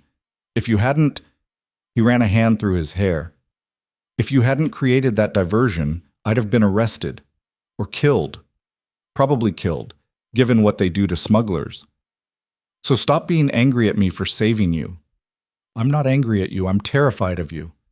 He said it quietly, almost to himself. "You're brilliant and brave, and you're going to get yourself killed doing this work, and I don't know how to stop caring about that." The admission hung between them, raw and unexpected. Eliza felt something shift in her chest, warm and complicated. "You don't stop caring. You trust me to be as competent as I actually am, and you let me do the same for you." "That's harder than it sounds. Nothing about this is easy, but we're better together than separate. Last night proved that." She touched his arm, gentle this time. "So stop trying to protect me from the work. Start trusting me to be your actual partner." Victor looked at her hand on his arm, then at her face. "When did you become the reasonable one?" "Probably around the same time you started admitting you have feelings." "I didn't say I have feelings. You said you care. That's the same thing." "It's absolutely not." He stopped, seeing her expression. "You're insufferable." "Yes, we've established that." Eliza withdrew her hand. "Now, can we go home? I haven't slept in a real bed in 2 days, and I'd like to debrief properly before Mrs. Hartwick starts planning the next crisis." They returned to London and immediately discovered that the Calais extraction had triggered exactly the kind of attention Victor had feared. Within a week, 2 more safe houses reported surveillance. Within 2 weeks, one of their document forgers was arrested in Paris. The network was being systematically compromised. "Someone's talking," Mrs. Hartwick said grimly during an emergency meeting in the operations room. "Someone in our network is feeding information to French intelligence." Eliza felt cold dread settle in her stomach. "Are you sure?" "The arrests are too targeted, the surveillance too precise. They know our methods, our routes, our safe house locations." Mrs. Hartwick spread out a map marked with red crosses. 5 compromised locations in 3 weeks. That's not bad luck. That's betrayal. Victor stared at the map, his expression unreadable. "Do we have any indication who?" "Not yet, but it's someone with access to operational details. Someone in the inner circle." Mrs. Hartwick's gaze flickered between them. "It's someone we trust." The implications hit like physical blows. Their inner circle was small: Victor, Eliza, Mrs. Hartwick, Peters the ship captain, maybe 6 other key operatives. If one of them was a traitor. "We need to isolate the leak," Victor said. "Feed different information to different people, see what gets compromised. That will take time we don't have. We have 43 people in transit right now. If the safe houses keep falling, then we evacuate everyone. Shut down all operations until we identify the traitor." Victor's voice was hard. "I won't risk more lives. If we shut down, those 43 people are trapped. Some of them have been waiting months for extraction. If we abandon them now, if we continue with a traitor in our midst, we're leading them directly to arrest." Victor slammed his hand on the desk. "I won't sacrifice refugees to catch one bastard, and I won't abandon people who've trusted us to save them." Mrs. Hartwick's jaw set stubbornly. "There has to be another way." Eliza had been quiet, thinking. Now she spoke. "What if we use the traitor?" Both of them turned to stare at her. "Elaborate," Victor said carefully. "If someone's feeding information to French intelligence, they're expecting us to keep operating normally. They're watching for our next moves." Eliza moved to the map, studying the marked locations. "What if we feed them false information, make them think we're planning a major extraction in one location while we actually work somewhere else entirely?" "That's risky," Mrs. Hartwick said. "If they realize we're onto them, they'll know we've identified the leak anyway once we start varying our methods. Better to control the information they receive." Eliza traced a line on the map. "We announce, through channels the traitor can access, that we're planning a massive extraction in Marseilles, full resources, major operation. Meanwhile, we actually work in smaller cells, moving people through alternate routes they don't know about." Victor studied the map, calculation in his eyes. "It could work, but we'd need to make the false information convincing.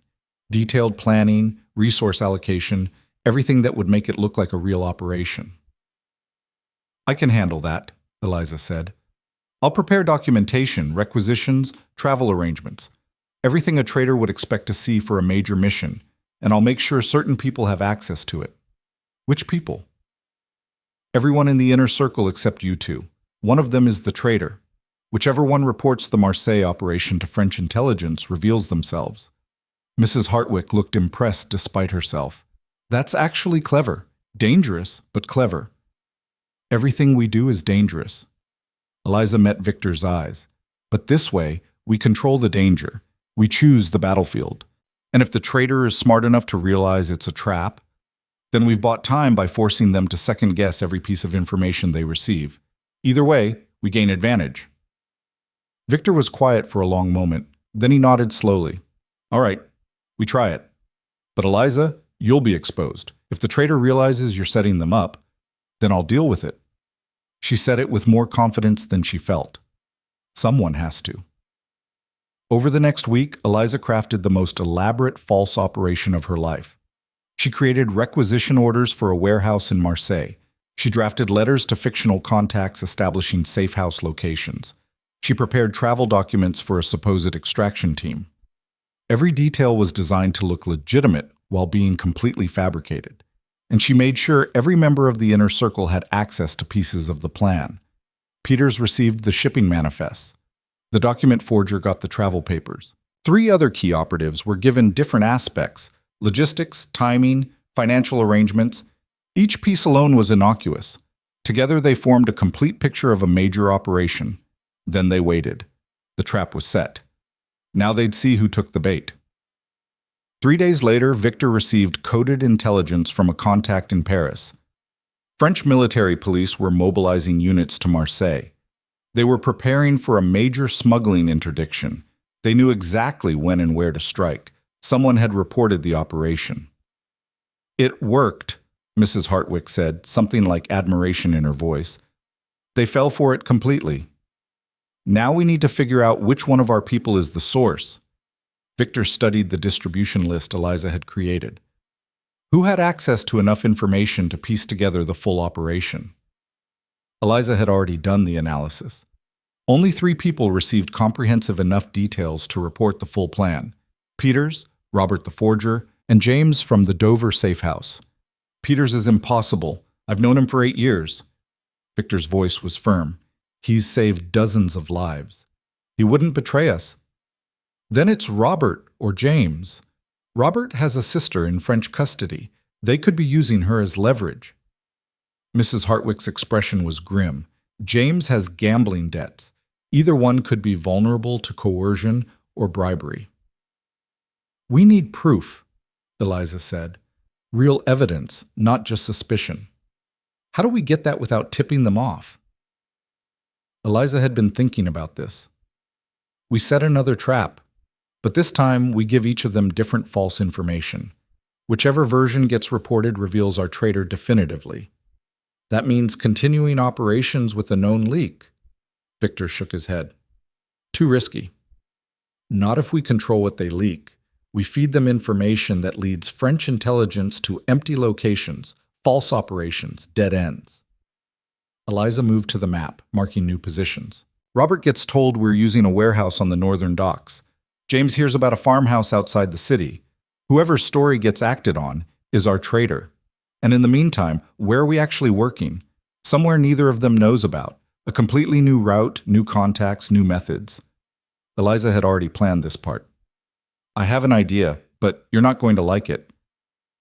"I rarely like your ideas. They work, but I don't like them." Victor's mouth quirked slightly. "Tell me anyway."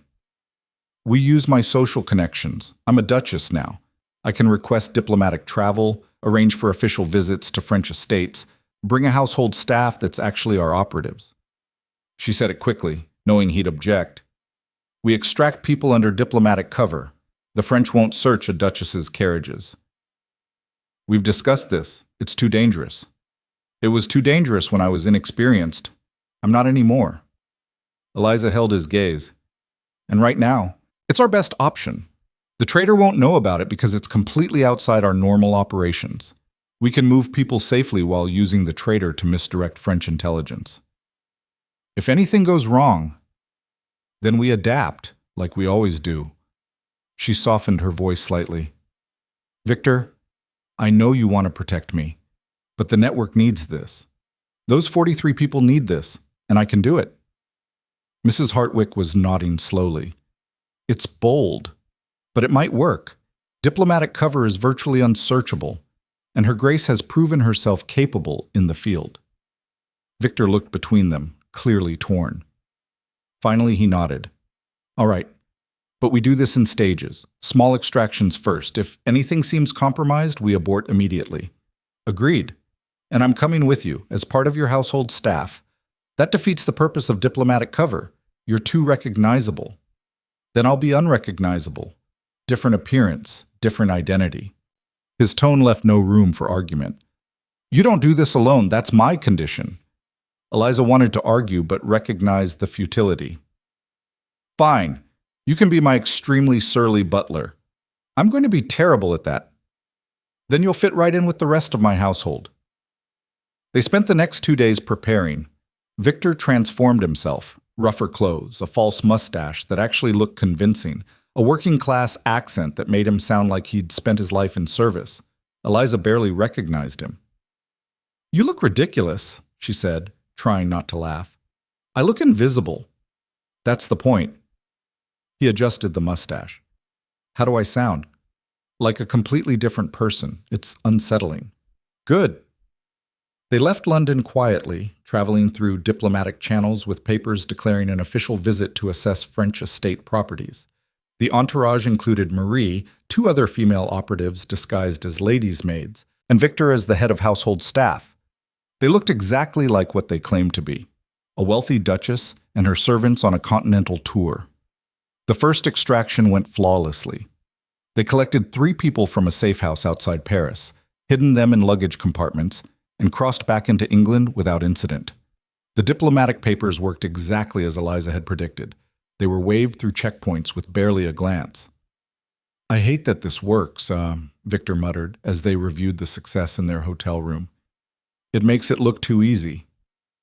It is easy when you have the right cover. That's why it's effective. It also means we're using your status, your name, your reputation as a shield. If anything goes wrong, my name gets destroyed.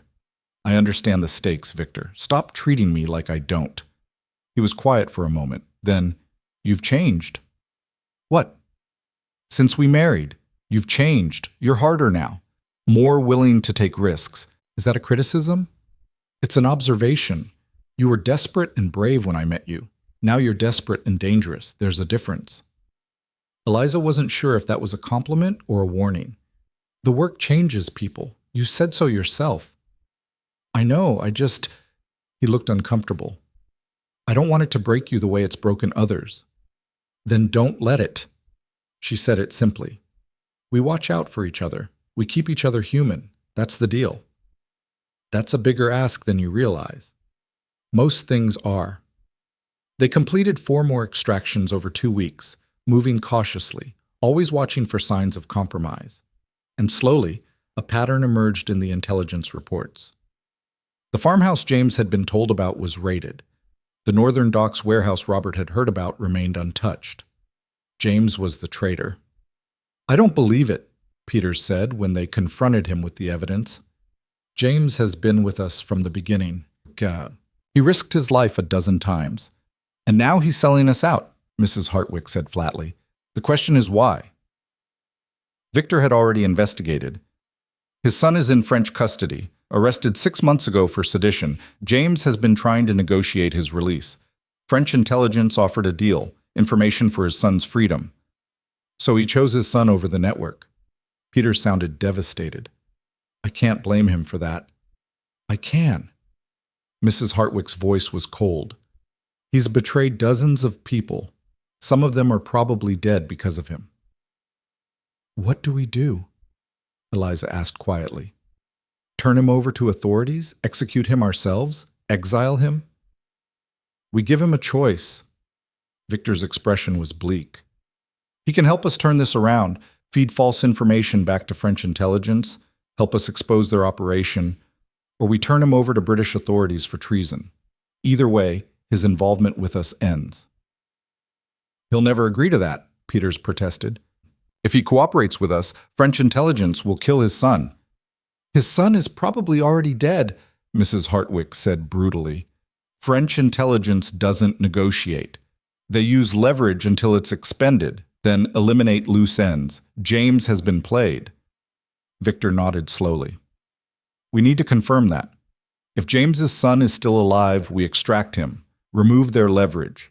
Then James works for us or faces British justice. And if the son is dead, then James has been betraying us for nothing, and we give him a chance to make it right. They brought James in the next day. He came willingly, not knowing he'd been identified, thinking he was attending a routine logistics meeting. When he saw their faces, he knew. How long have you known? His voice was steady, resigned. Long enough, Victor said. Why, James? After everything we've done together, everything we've built, why betray us? They have my son. James's shoulders slumped. They said they'd execute him unless I gave them information. What was I supposed to do? Let my boy die? Your boy is probably already dead, Mrs. Hartwick said bluntly. French intelligence doesn't keep bargains. You don't know that. They said they lied. It's what they do. Victor's voice wasn't unkind, just tired. When did they first contact you? 6 months ago, right after Thomas was arrested. They knew about my involvement with the network. They said they'd release him if I cooperated. And you believed them? He's my son. James's voice cracked. My only child. What else could I do? Eliza felt unexpected sympathy. She thought of Thomas, her younger brother, how far she'd go to protect him. We're going to verify if your son is still alive, she said. If he is, we'll extract him, remove their leverage over you. But you have to help us. You have to tell us everything you've given them, everyone you've reported to. James stared at her. You'd do that? After I betrayed you? We'd try, Victor corrected. No guarantees, but if we can save your son, we will. That's what we do. And if you can't, then you have a choice. Work with us to feed false information back to French intelligence, help us expose their network, or face British authorities for treason. Either way, your betrayal ends today. James was quiet for a long moment. Then he nodded. All right. I'll tell you everything. Just, please, try to save Thomas. Please. We'll try, Eliza said. But first we need names. Who have you been reporting to? What James revealed over the next 2 hours was worse than any of them had anticipated. He hadn't been reporting to just one handler. He'd been feeding information to an entire network of French intelligence operatives working in England. The compromised safe houses were just the beginning. They had names of British officials sympathetic to refugee operations. They had financial records, smuggling routes, future plans. How much of this has been reported? Victor's voice was dangerously quiet. Not all of it. They wanted me to establish credibility first, give them small pieces, prove I was reliable. The major intelligence dump was scheduled for next week. What were you planning to give them? James hesitated. Everything, complete network details, names, locations, methods. They said that would be enough to secure Thomas's release. That would be enough to destroy us completely, Mrs. Hartwick said. Do you understand what you've done? I understand I'm a father who would do anything to save his son. James's voice broke. I'm not proud of it, but I won't apologize for trying. Victor turned away, his hands clenched into fists. Eliza could see the tension in his shoulders, the barely controlled rage. We need to move immediately, she said, forcing calm into her voice. If James was scheduled to deliver intelligence next week, French authorities are expecting it. When it doesn't arrive, they'll know something's wrong. Let me deliver it, James said suddenly. Let me go to the meeting. I can tell them you've changed operations, give them false leads, buy you time to evacuate the real network. They'll know you're compromised, Mrs. Hartwick objected. Not if I give them something real, something valuable enough to maintain credibility. Like what? Victor turned back, his expression dangerous. James took a breath. Like me. I give them detailed confession. Tell them how I infiltrated the network, gained your trust, learned your operations. I paint myself as a dedicated French agent working deep cover. They get a victory, you get time to rebuild. That's suicide, Peter said. They'll arrest you immediately. Maybe, or maybe they'll believe I can provide ongoing intelligence. Either way, it buys you time. And if you can save Thomas while I'm distracting them... James's voice was pleading now. It's the only way I can make this right. Eliza met Victor's eyes across the room. She could see him calculating odds, weighing consequences. This was the kind of decision that defined leadership, accepting sacrifice, using people, making choices that would haunt you. We'll need verification, Victor said finally. Proof that your son is still alive, confirmation of his location. Then we plan the extraction simultaneously with your intelligence handoff. If we can coordinate both, we can, Eliza interrupted. I can. Give me the details of James's son's location. I'll use diplomatic cover to verify and extract. You coordinate James's meeting with French intelligence. We move simultaneously. Give them no time to react. That's too much risk for one person, Victor protested. It's the only way to move fast enough. If we wait, if we coordinate through normal channels, French intelligence will realize something's wrong. Eliza's mind was already racing through logistics. I can be in Paris in 2 days. Verify Thomas's location. Extract him during James's intelligence meeting. The distraction will cover our operation. And if Thomas is already dead?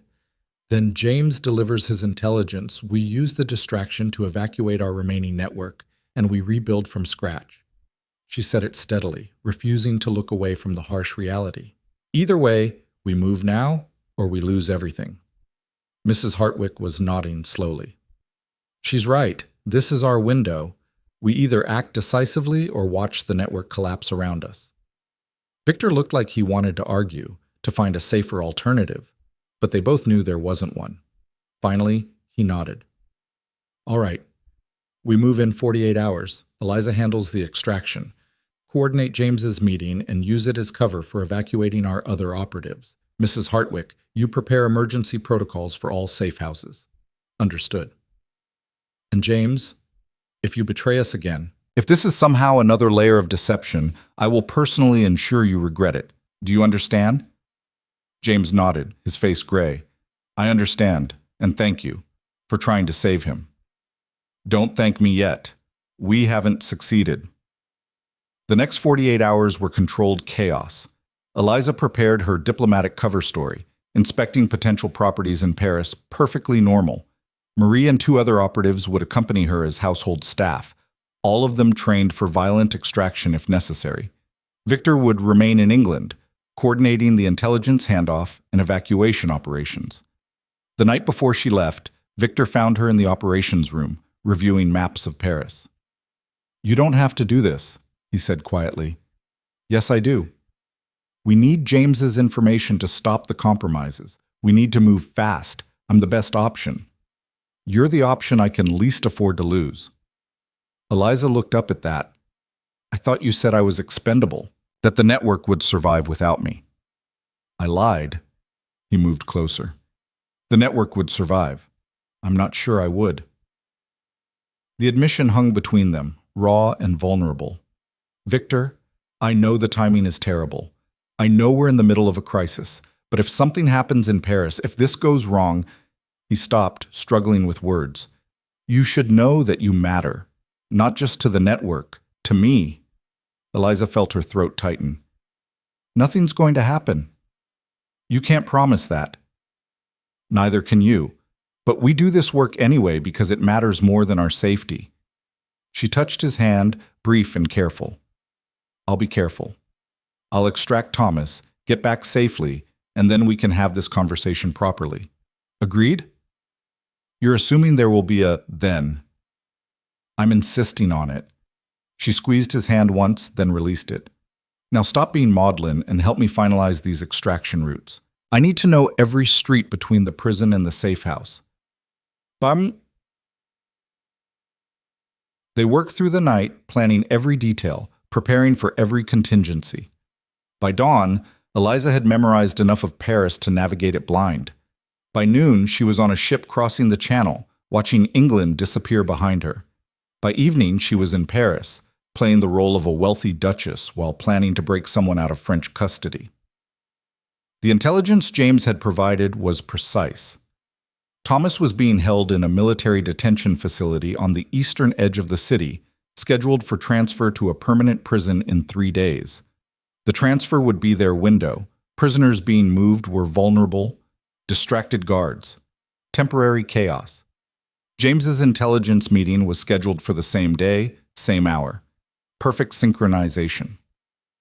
Eliza spent 2 days verifying the intelligence, watching the facility, mapping guard rotations and transfer procedures. Everything checked out. Thomas was alive, scheduled for transfer, exactly where James said he'd be. On the day of the extraction, Eliza dressed in her finest gown and prepared to attend a fabricated social event that would take her near the prison. Marie and the 2 other operatives positioned themselves along the extraction route.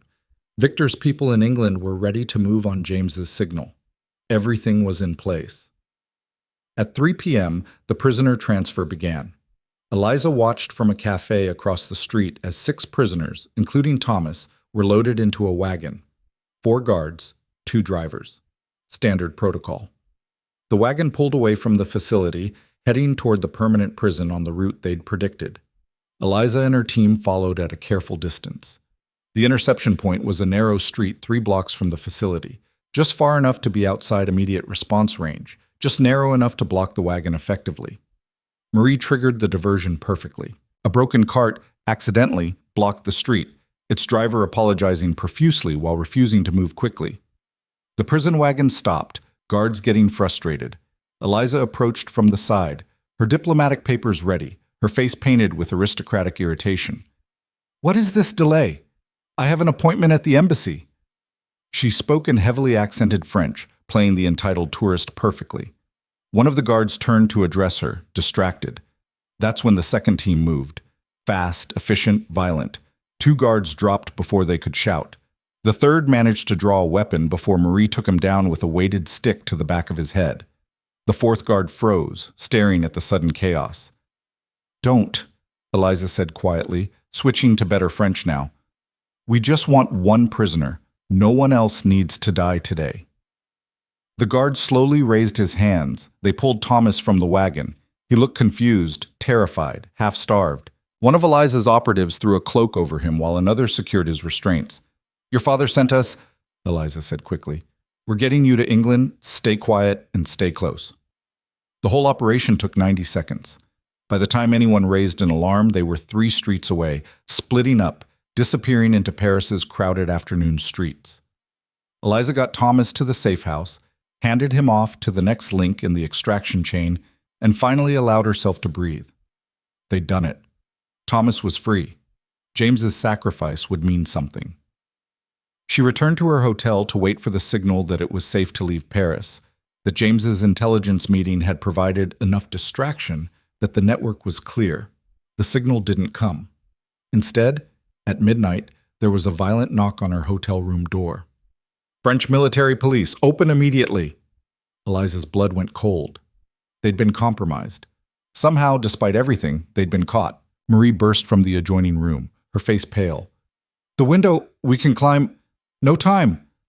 Eliza could hear more guards in the hallway surrounding the room. "We're trapped." "Duchess Ravencroft!" The voice was French, commanding. "Open the door or we break it down."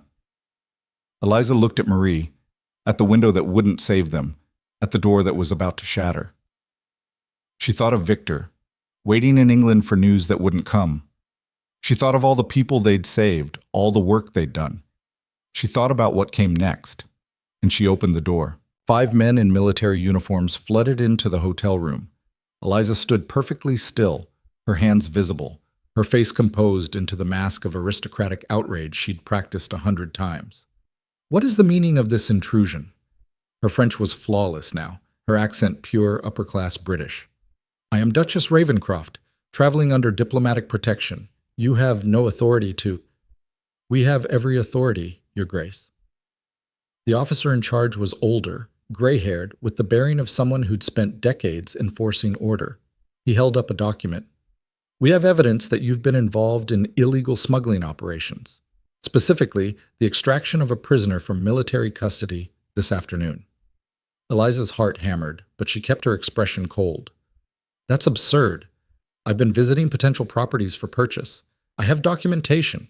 Documentation that's very convenient, too convenient." He nodded to his men. "Search the room. Everything." They tore through her belongings with efficient brutality. Dresses pulled from wardrobes, papers scattered across the floor, even the mattress stripped and examined. Marie stood against the wall, silent and pale, playing the terrified servant perfectly. Eliza calculated rapidly. They had no physical evidence. Thomas was already 3 safe houses away by now, moving through extraction routes these officers didn't know existed. But if they connected her to the prison break, if they found any link to the network— "Nothing, sir." One of the soldiers finished searching. "No weapons, no contraband, just normal traveling items." The officer's jaw tightened. "Your diplomatic papers, show me." Eliza produced them from her reticule with steady hands. Official seals, perfect signatures, completely legitimate because they were legitimate. Victor had connections in the Foreign Office who owed him favors. The officer examined them with growing frustration. "These appear authentic." "They are authentic, because I'm exactly who I claim to be, a duchess on a legitimate tour of French properties." "Âmes sauteuses," Eliza let ice creep into her voice. "And you are an officer who has just violated diplomatic immunity. I wonder what your superiors will say when the British Embassy lodges a formal complaint. We have a witness who places you near the prison during the escape. I was near many locations today. Paris is a large city. Proximity isn't evidence of crime. She held his stare. Unless you have actual proof of wrongdoing, I suggest you leave, immediately, before this becomes an international incident. The officer looked like he wanted to argue, but diplomatic immunity was absolute, and they both knew it. Without hard evidence, arresting her would create exactly the kind of political crisis neither government wanted. We'll be watching you, Your Grace, every move. If you're involved in smuggling operations, we will catch you. Feel free to watch. You'll be very bored. Eliza's voice could have frozen wine. Now get out of my room. They left, finally, taking their suspicions and their impotent rage with them. The moment the door closed, Eliza's legs nearly gave out. She sat heavily on the stripped bed, her hands shaking. That was too close, Marie whispered. They almost had us. They had nothing, but they're looking now. They know someone's operating in Paris. Eliza forced herself to think past the fear. We need to leave tonight, before they decide diplomatic immunity isn't worth respecting. The extraction routes are compromised. If they're watching us, then we use routes they won't expect. Can you get a message to Peters? Tell him we need emergency extraction, non-standard method. Marie nodded and slipped out through the servants' entrance. Eliza began repacking with quick, efficient movements. Everything essential, nothing that couldn't be abandoned if necessary. She was folding her last dress when she noticed the sealed envelope tucked into the wardrobe's back corner. She hadn't put it there, neither had Marie. Someone else had been in this room. Eliza opened it with trembling fingers. Inside was a single sheet of paper, unsigned, written in English. The military police raid was a warning. You've been identified as part of the refugee network. James's intelligence meeting was a trap. He's been arrested. French intelligence now has partial information about your operations. Leave Paris immediately. They're planning to arrest you tomorrow regardless of diplomatic status. A carriage will wait at the servants' entrance at 3 a.m. Use it. A friend.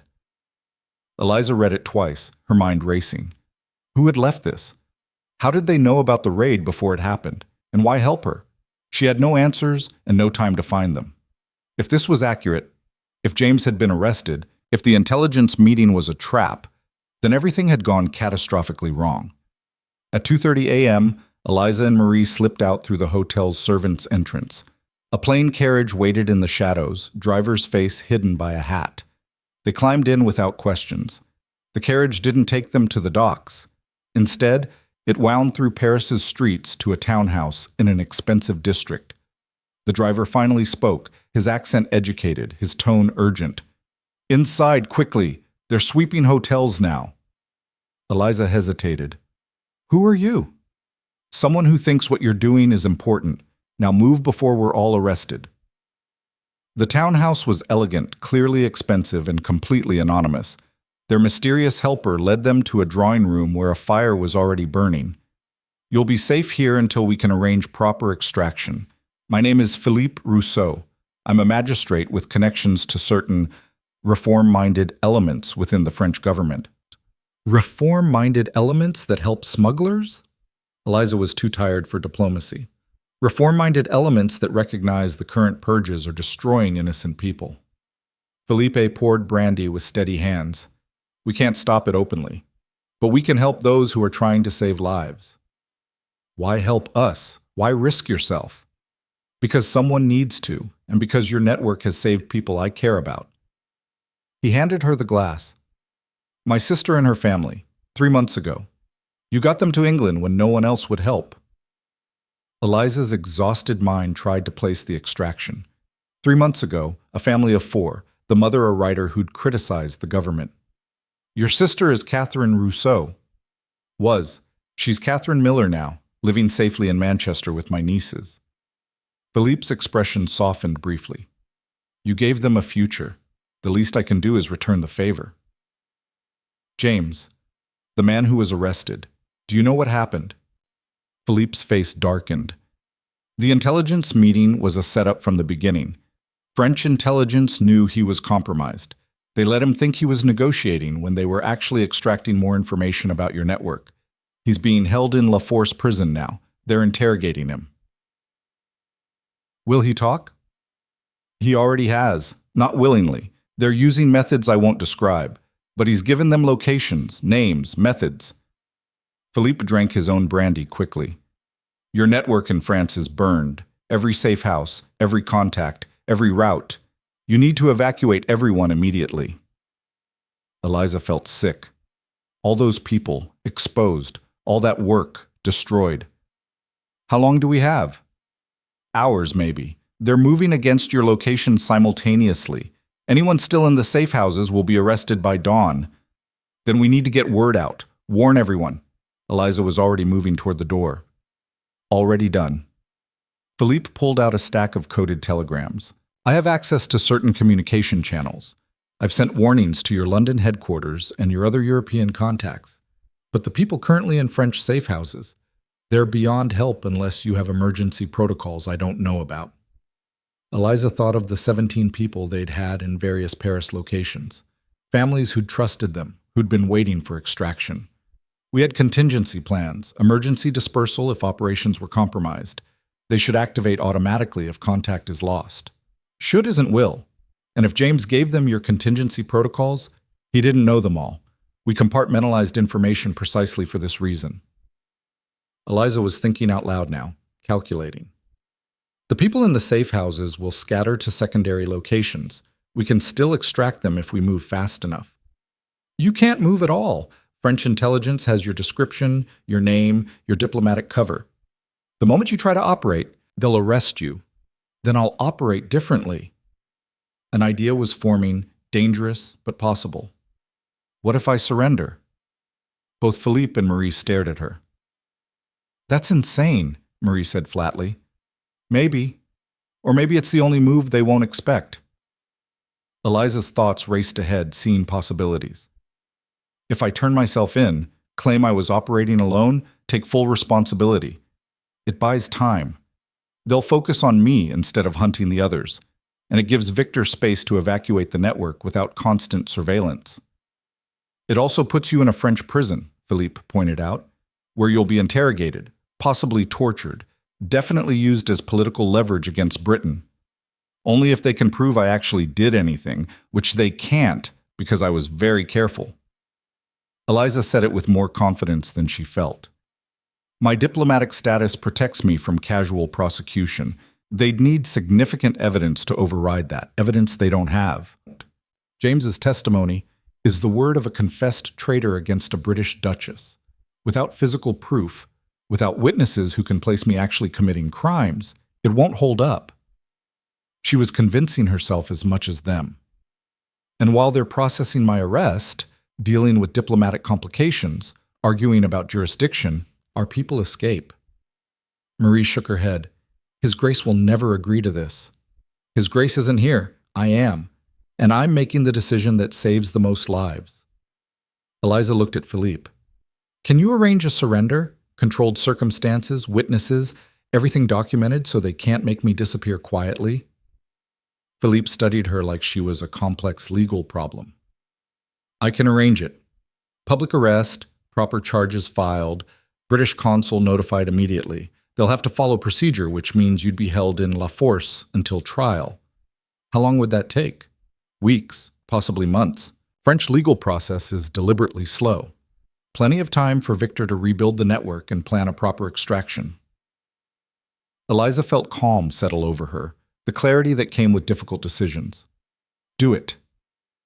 You're absolutely certain? No, but I'm doing it anyway. Felipe made the arrangements while Eliza wrote 3 letters, one to Victor, explaining her decision and begging him not to do anything stupid trying to rescue her, one to Mrs. Hartwick with detailed instructions for network evacuation and rebuilding, one to her family, carefully vague, saying she'd been delayed in France but was safe. At dawn, French military police arrived at Philippe's townhouse, invited this time with legal documentation and witnesses present. Eliza surrendered peacefully, her hands steady as they placed her in restraints. Duchess Ravencroft, the arresting officer said formally. You are charged with conspiracy to commit smuggling, interference with military custody, and operating an illegal refugee network. Do you understand these charges? I understand them. I deny them completely, and I demand immediate access to the British consul. That will be arranged. In the meantime, you're remanded to La Force prison pending investigation. The prison was everything Eliza had feared. Cold stone walls, the smell of unwashed bodies and despair. Sounds of suffering echoing through corridors. She was placed in a cell alone, small mercy of her diplomatic status, but the isolation was its own kind of torture. She counted days by the thin light through the high window. 1 day, 2 days, 3 days. On the 4th day, they took her for interrogation. The room was bare except for a table and 2 chairs. The interrogator was a thin man with careful hands and a patient expression that promised nothing good. Duchess Ravencroft, I am Inspector Dubois. I have some questions for you. I have nothing to say without my consul present. Your consul has been notified. He is delayed by diplomatic negotiations. In the meantime, we can have a civil conversation. Dubois opened a folder. We have testimony from James Crawford that you've been running a refugee smuggling network, that you've extracted dozens of prisoners and dissidents from France. James Crawford is a confessed traitor who would say anything to avoid punishment. His testimony is worthless. We also have witnesses who place you near the prison the day of Thomas Crawford's escape. I was touring properties that day. Many properties in many locations. Proximity isn't guilt. We have hotel records showing you traveled under false pretenses. I traveled under perfectly legitimate diplomatic credentials for perfectly legitimate reasons. If you have actual evidence of wrongdoing, present it. Otherwise, you're holding a British duchess illegally. The interrogation continued for hours. Dubois was patient, methodical, trying different approaches. Eliza deflected every question, admitted nothing, maintained her innocence with aristocratic certainty. Finally, exhausted, she was returned to her cell. This pattern repeated for days. Interrogation, deflection, return to isolation. Eliza learned to sleep lightly, to eat the terrible food without complaint, to mark time by counting stones in the wall. On the 9th day, everything changed. The cell door opened to reveal not guards but Philippe Rousseau, looking harried and determined. You need to listen very carefully, he said quietly. Your husband has arrived in Paris. Eliza's heart stopped. What? Duke Ravencroft crossed into France 2 days ago. He's been working through diplomatic channels, but he's also been doing something else. Philippe leaned closer. He's been systematically exposing French intelligence operations in England. Names, methods, safe houses they use for their own agents. He's burning their entire network in retaliation for your arrest. That's insane. Eliza couldn't finish the sentence. He'll start a war. He's threatening to, and it's working. French intelligence is panicking because he has information they didn't know he had. Apparently your network wasn't the only thing he's been running. Eliza's mind reeled. What had Victor been hiding? What other operations had he been managing in secret? The French government wants to negotiate, Philippe continued. They're willing to release you in exchange for Victor stopping his exposure campaign. But there's a complication. What complication? Victor won't negotiate. He's demanding your immediate release with no conditions. And he's threatening to expose something called the Marseilles connection if they refuse. The what? I don't know. But from their reaction, it's significant. Something that would embarrass the French government internationally. Philippe's expression was grave. Eliza, this is spiraling out of control. People are going to die if someone doesn't blink. Then get me to Victor. Let me talk to him. That's not how this works. You're in custody. He's operating from the British Embassy. The only communication is through official channels. Then use official channels. Tell them I'll negotiate. Tell them I want a meeting. With French officials?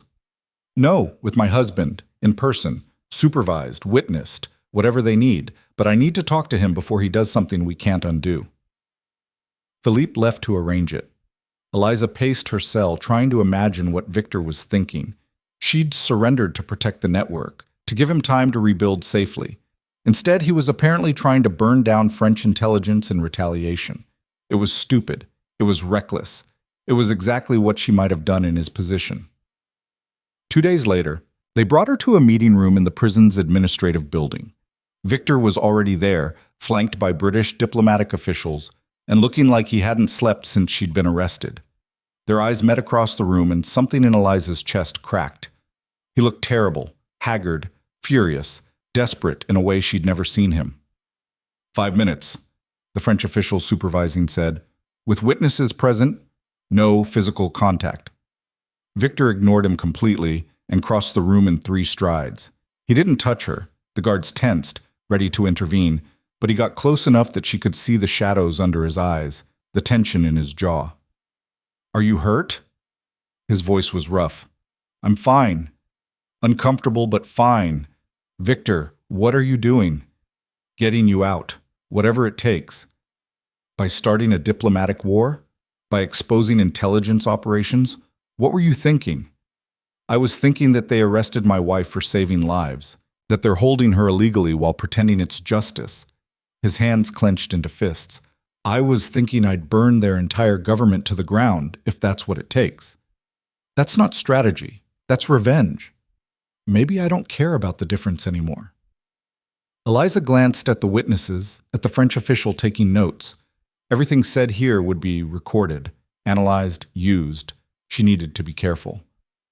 What's the Marseilles connection? Victor's expression went carefully blank. Not something to discuss here. Then discuss it with French intelligence. Use it properly. Negotiate my release through proper channels, not threats that escalate into actual violence. They won't negotiate. They want me to stop exposing their operations, but they won't guarantee your safety or release. Then give them guarantees in return. Offer a trade, information for my freedom. Structure it so both sides get something. Eliza kept her voice low, urgent. Victor, I surrendered to buy time for the network. Don't waste that sacrifice by turning this into something bigger. I don't care about bigger or smaller. I care about getting you out. And I care about making sure the 17 people we had in safe houses get out alive. About making sure our network can rebuild. About... She stopped, seeing his expression. How many did we lose? Victor's jaw worked. 4. 4 people were arrested before the emergency protocols activated. The rest scattered successfully. 4 people. 4 lives caught because she'd miscalculated. Because James had known more than she'd thought. Because she'd believed she could control an uncontrollable situation.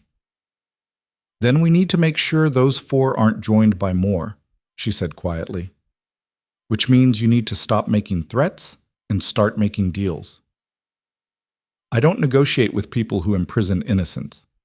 Everyone negotiates eventually. It's just a question of what you're willing to pay.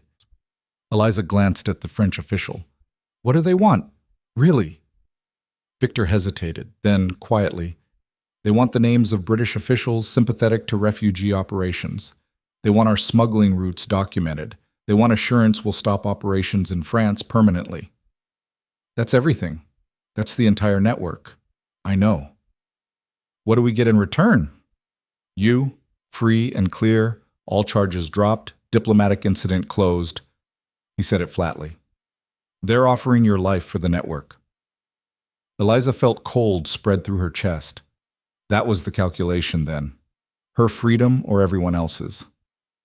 Don't, Victor said, reading her expression. Don't even think about sacrificing yourself for this. I won't accept it. It's not your decision. Like hell it isn't. I built this network. I make the choices about what we trade and what we keep. And I'm your partner. Equal voice, equal decision. That was the deal. She held his stare. If giving them what they want saves my life and protects everyone else in the network, it doesn't protect anyone. It destroys years of work. It abandons everyone still waiting for extraction. It tells refugees will only help until it becomes inconvenient. His voice was hard. I won't do that. I won't trade principles for expedience. Then what's your alternative? The Marseilles connection. I expose it, their government collapses under scandal, and in the chaos you're released as a gesture of goodwill to prevent British intervention. That's chaos, not strategy. People die in chaos. People are dying now. 4 people because of your arrest. More if we don't act. Victor leaned closer, his voice dropping to barely a whisper. I have proof that French military intelligence has been operating a network of secret prisons in Marseille. places where dissidents disappear permanently, where torture happens beyond any legal oversight. It's everything their government claims to stand against, happening with official sanction. Eliza's breath caught. That's massive. It's a nuclear bomb. If I release this information to the British press, to international observers, the French government will have to answer questions they can't deflect. Ministers will resign. Maybe the government falls entirely. He straightened. And in that chaos, holding one British duchess becomes untenable. They'll release you to avoid further escalation. Or they'll quietly execute me and claim I died trying to escape. Witnesses are inconvenient when you're hiding atrocities. I won't let that happen. You can't control it. Once you light that fire, you can't predict where it burns. Eliza fought to keep her voice down. Victor, think.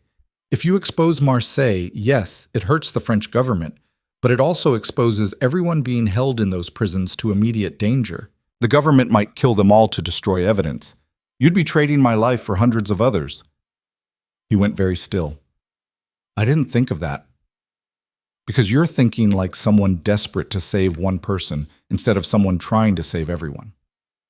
She said it gently, seeing the pain in his expression. I know you want to rescue me, but we don't sacrifice hundreds of prisoners for one duchess. That's not who we are. Then what do we do? I'm not giving them the network information, and I'm not leaving you in here indefinitely. His voice cracked slightly. Eliza, they're interrogating you. They could decide diplomatic status isn't worth respecting. They could do a lot of things. Or we could give them something else, something valuable enough to trade for my release without destroying everything we've built. Like what? Eliza had been thinking about this since Philippe had told her about Victor's campaign. Give them James, a full confession. Everything he knows, complete cooperation. Frame it as us helping them dismantle their security breach. They get a victory, we get credit for assisting French security, and I'm released as a gesture of mutual cooperation. James is already in custody. They don't need us to give him to them. But they don't have his full cooperation. He's been resisting interrogation, protecting what he can. If we broker his confession, if we make it look like we're voluntarily assisting their investigation, it changes the narrative. Suddenly, we're not enemies. We're partners in rooting out a security threat. Victor was quiet, thinking. That might work, but it means sacrificing James completely. He'd be executed for treason. He's going to be executed anyway. The question is whether his death accomplishes something. Eliza hated the coldness in her own voice. If we frame his confession properly, we can protect parts of the network he didn't know about. Feed them information that's already compromised while keeping our real operations hidden. His death becomes cover for rebuilding. That's ruthless. That's survival. And it's what James would choose if he understood the full situation. She hoped that was true. Can you arrange a meeting with French intelligence? Offer the deal? I can try, but Eliza... Victor's voice dropped even lower. If this doesn't work, if they refuse the deal, I'm exposing Marseilles. I don't care about the consequences. I'm not leaving you here. If it comes to that, we'll figure it out together. But try the deal first. Give diplomacy a chance before we resort to bombs.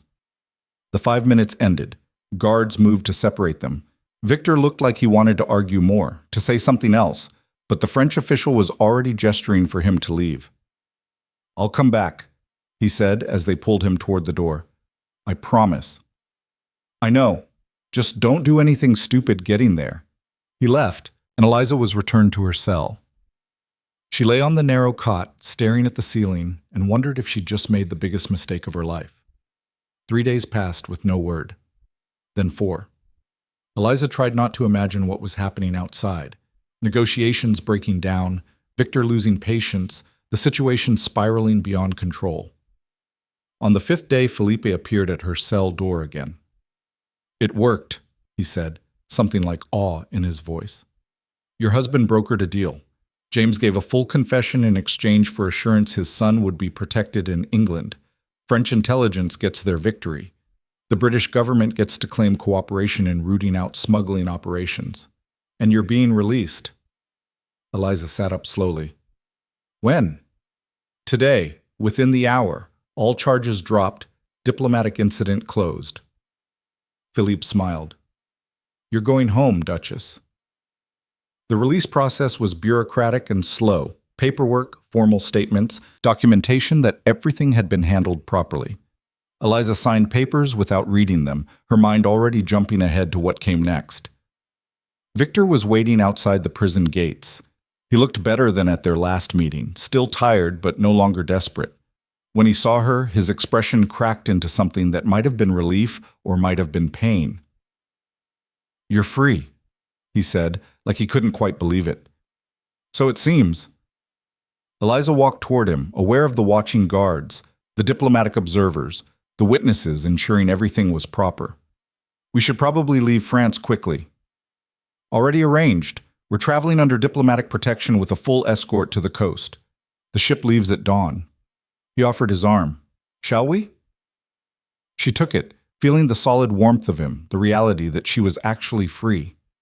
They walked away from La Force prison together, through Paris streets that looked different in freedom, to a safe house where British officials were waiting. Only when they were alone, finally, in a private room with locked doors and no witnesses, did Victor pull her into an embrace that felt like desperation and relief mixed together. I thought I'd lost you, he said against her hair. When they arrested you, when days passed with no progress, I thought I'd lost you. You didn't. I'm here. I'm fine. Eliza held him equally tight. And we saved most of the network. That's what matters. You matter. The network is important, but you... He pulled back enough to look at her face. When did you become more important than the work? Probably around the same time the work became more important than safety. She touched his face, feeling the stubble, the exhaustion in the lines around his eyes. We're going to need to rebuild everything, aren't we? Everything in France, yes, but the English operations are intact, and I have contacts in other countries, Belgium, the Netherlands, the German states. We can expand there instead. He managed a tired smile. James's confession actually helped. They gave us information about French intelligence operations that we can use to protect our remaining network. So his death accomplishes something. Does that make it better? No, but it makes it mean something. That's all we can offer him now. They stayed in that safe house for 2 more days, planning. Victor had already started rebuilding. New safe houses established in Belgium, new smuggling routes through the Netherlands, new contacts who didn't know anything about the compromised French operations. How did you manage all this in 2 weeks? Eliza asked, reviewing the documentation. I didn't sleep. I called in every favor I've accumulated over years. I threatened people, bribed people, made promises I'm not sure I can keep. He said it matter-of-factly. I did whatever was necessary. The Marseilles connection. Is it real? Victor's expression darkened. Very real. I've had intelligence about it for months. I was planning to use it strategically, expose it when it would do maximum damage to French intelligence operations. Using it to force your release was, he paused, impulsive, dangerous. But I didn't care. What stopped you? Your argument. The prisoners in those facilities. I realized you were right. Exposing Marseille immediately would put them at risk. So instead, I'm working with British intelligence to plan a coordinated rescue. We extract the prisoners first, then expose the prisons. Maximum impact, minimum casualties. That's brilliant and ambitious. It's also going to take months of planning, but it's the right way to do it. He looked at her directly. You made me think past my anger, past my desperation. That's why we work together. They sailed from France at dawn, watching the coastline disappear in morning mist.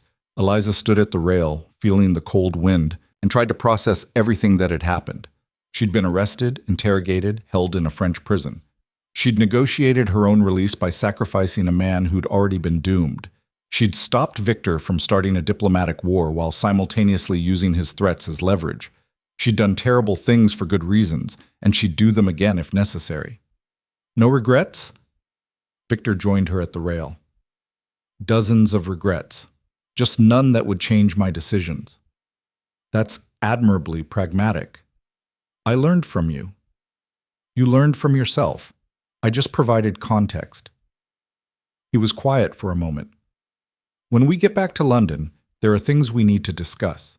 About the network, about how we move forward, about us? About us. He said it carefully. This started as a business arrangement. Somewhere along the way, it became something else. I think we should acknowledge that.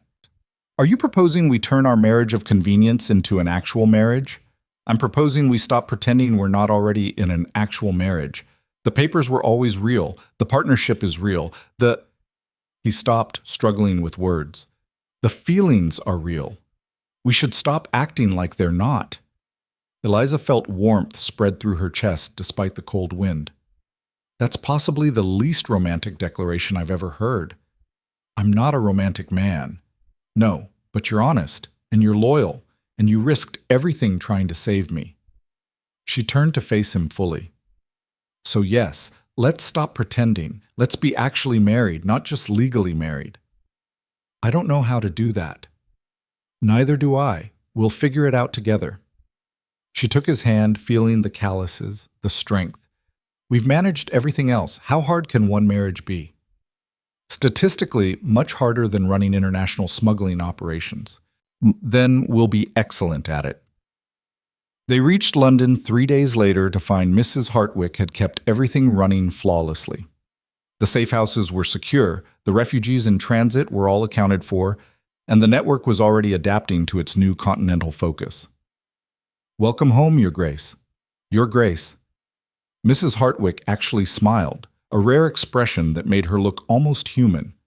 I trust France was educational. Extremely, though I don't recommend their prisons.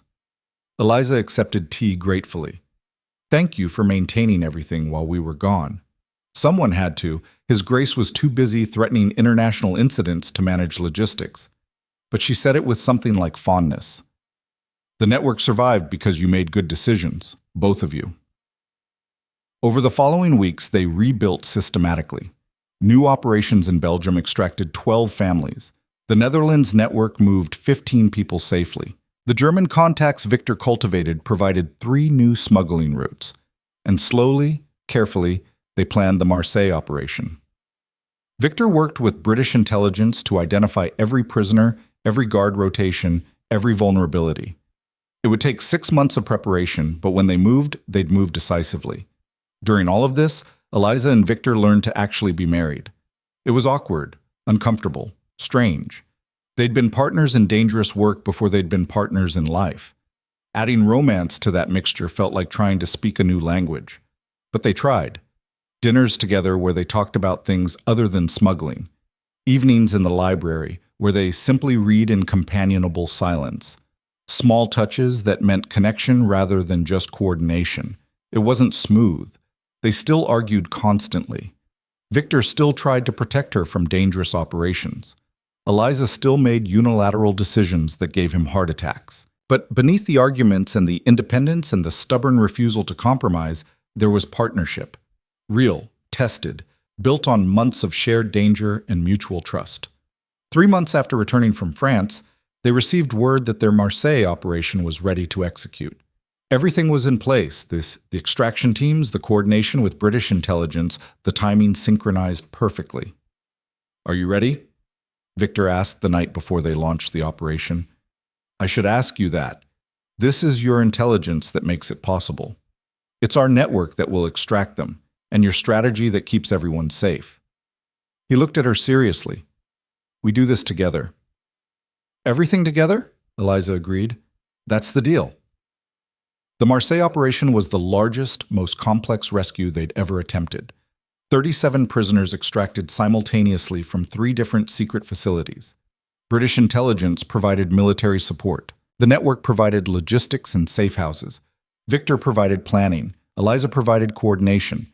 It took 16 hours of coordinated chaos. There were complications. One facility had unexpected extra guards, another had security protocols they hadn't anticipated. But they adapted, improvised, pushed through. When the last prisoner was safely extracted and loaded onto ships heading for England, Eliza allowed herself to breathe properly for the first time in days. 37 people, she said quietly, watching the sun rise over the Mediterranean. 37 lives saved. Because you refused to let me expose Marseilles prematurely. Because you insisted we plan properly. Extract first, expose second. Victor stood beside her, equally exhausted, equally relieved. You were right, again. Don't sound so surprised. I'm not. I've learned to expect it. They exposed the secret prisons 2 days later. The international scandal was exactly as devastating as Victor had predicted. French ministers resigned, investigations were launched, the government teetered on the edge of collapse, and the world learned that secret atrocities had been happening with official sanction. British newspapers praised the rescue operation. International observers demanded accountability. Refugees who'd been saved came forward with testimony about conditions in French custody. The narrative shifted. Suddenly, the refugee network wasn't criminal, it was heroic. People who'd been saving lives while governments looked away or actively enabled suffering. Letters arrived at Ravencroft House, from refugees they'd saved, thanking them, from sympathetic officials offering support, from other activists asking how to replicate their methods. We're not criminals anymore, Eliza said, reading through the correspondence. We're heroes. That's strange. It's temporary. Public opinion shifts quickly. Enjoy the support while it lasts. But Victor looked pleased despite his cynicism, though it does make future operations significantly easier if we're not constantly hiding from our own government. Does this mean we can operate openly? Let's not get ahead of ourselves, but it means we have more allies than we did. More resources. More ability to actually change systems instead of just working around them. That night, alone in their private study, Victor pulled Eliza into his arms. Not urgently, not desperately, but with the solid certainty of someone who knew exactly where he belonged. Thank you, he said quietly. For what? For not running. For pushing back when I made stupid decisions. For being stubborn and brilliant and impossible. He kissed her forehead. For being my partner in all of this. Thank you for trusting me. For eventually trusting me after I forced you to. She smiled against his chest. For being equally stubborn and equally impossible. We're terrible for each other. We're perfect for each other. There's a difference. They stood there holding each other, while outside their window, London continued its endless rhythm. The network they'd built would keep operating, keep growing, keep saving lives. The work would never be finished. But for the first time since their hasty wedding in an empty church, they weren't just partners in work. They were partners in everything. And that somehow made all the danger and sacrifice and impossible decisions worth it. The autumn when everything changed arrived with rain and unexpected visitors. Eliza was reviewing supply manifests for their Belgian operations when Mrs. Hartwick announced that Lord Pemberton, a senior official from the Foreign Office, was requesting an immediate audience. Both of you? Mrs. Hartwick added, her expression unreadable. He says it's urgent government business. Victor appeared from his study, already tensing. Pemberton doesn't make social calls. This is official. Then we'd better see what the government wants. Eliza set aside her papers, her mind already calculating possibilities. Were they in trouble again? Had some operation been compromised? Lord Pemberton was a heavy-set man in his 60s with the weary eyes of someone who'd spent decades navigating political complications.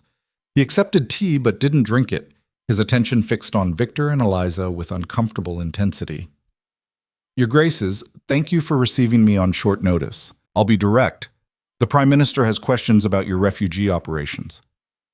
Eliza's stomach dropped. What kind of questions? The curious kind, not the accusatory kind. Although I'll admit 6 months ago it would have been the latter. Pemberton finally sipped his tea. The Marseilles exposure changed perspectives in government. Suddenly, people who'd been quietly tolerating French atrocities had to acknowledge them publicly. It was embarrassing, but also clarifying. Clarifying how? Victor's voice was carefully neutral. It clarified that sometimes unofficial operations accomplish what official diplomacy cannot, and that perhaps the government has been looking at refugee assistance backwards. Pemberton set down his cup. The Prime Minister would like to discuss formalizing your network, providing official support, funding, diplomatic cover, making you partners rather than nuisances to be tolerated. Eliza and Victor exchanged glances. This was the last thing either of them had expected. Why? Eliza asked bluntly. 6 months ago, we were criminals. Now the government wants to partner with us? 6 months ago, the government could pretend not to know what was happening in France. Now, thanks to your Marseille exposure, that pretense is impossible. Pemberton's expression was frank. Public opinion has shifted dramatically. People are demanding Britain do more to help refugees. The government needs to respond, but official channels are slow and politically complicated. Your network is fast, effective, and already operational. You want to use us, Victor said flatly. We want to support you. There's a difference. You'd maintain operational independence. We'd provide resources, money, diplomatic cover, official channels when useful. In exchange, you'd coordinate with government officials on matters of national security and foreign policy. That's not independence. That's becoming government contractors with bureaucratic oversight. Victor shook his head. We operate the way we do precisely because we're not constrained by official channels. You operate the way you do because you've had to fund everything privately and take enormous personal risks. What if you didn't have to?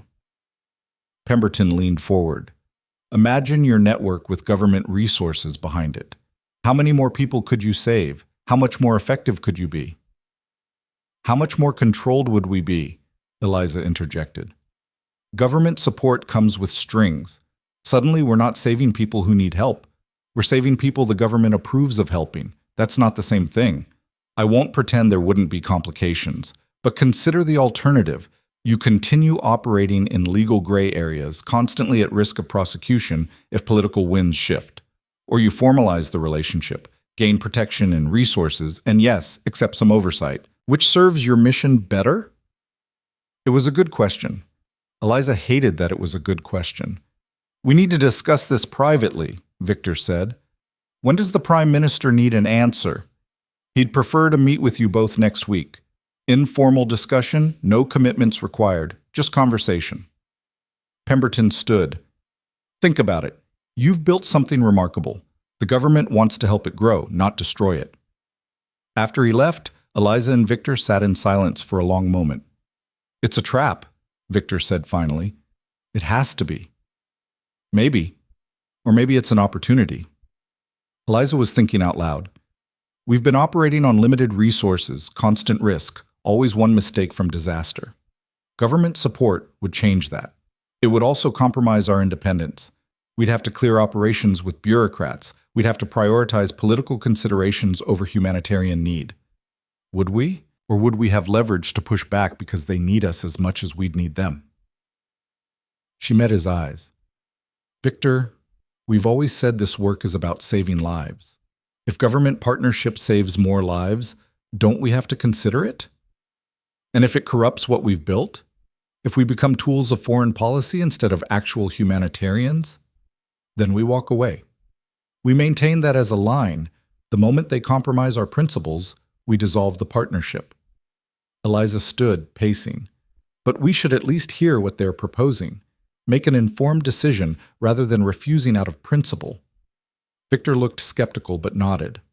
All right, we'll meet with the Prime Minister, but we go in with clear boundaries and the willingness to refuse. Agreed.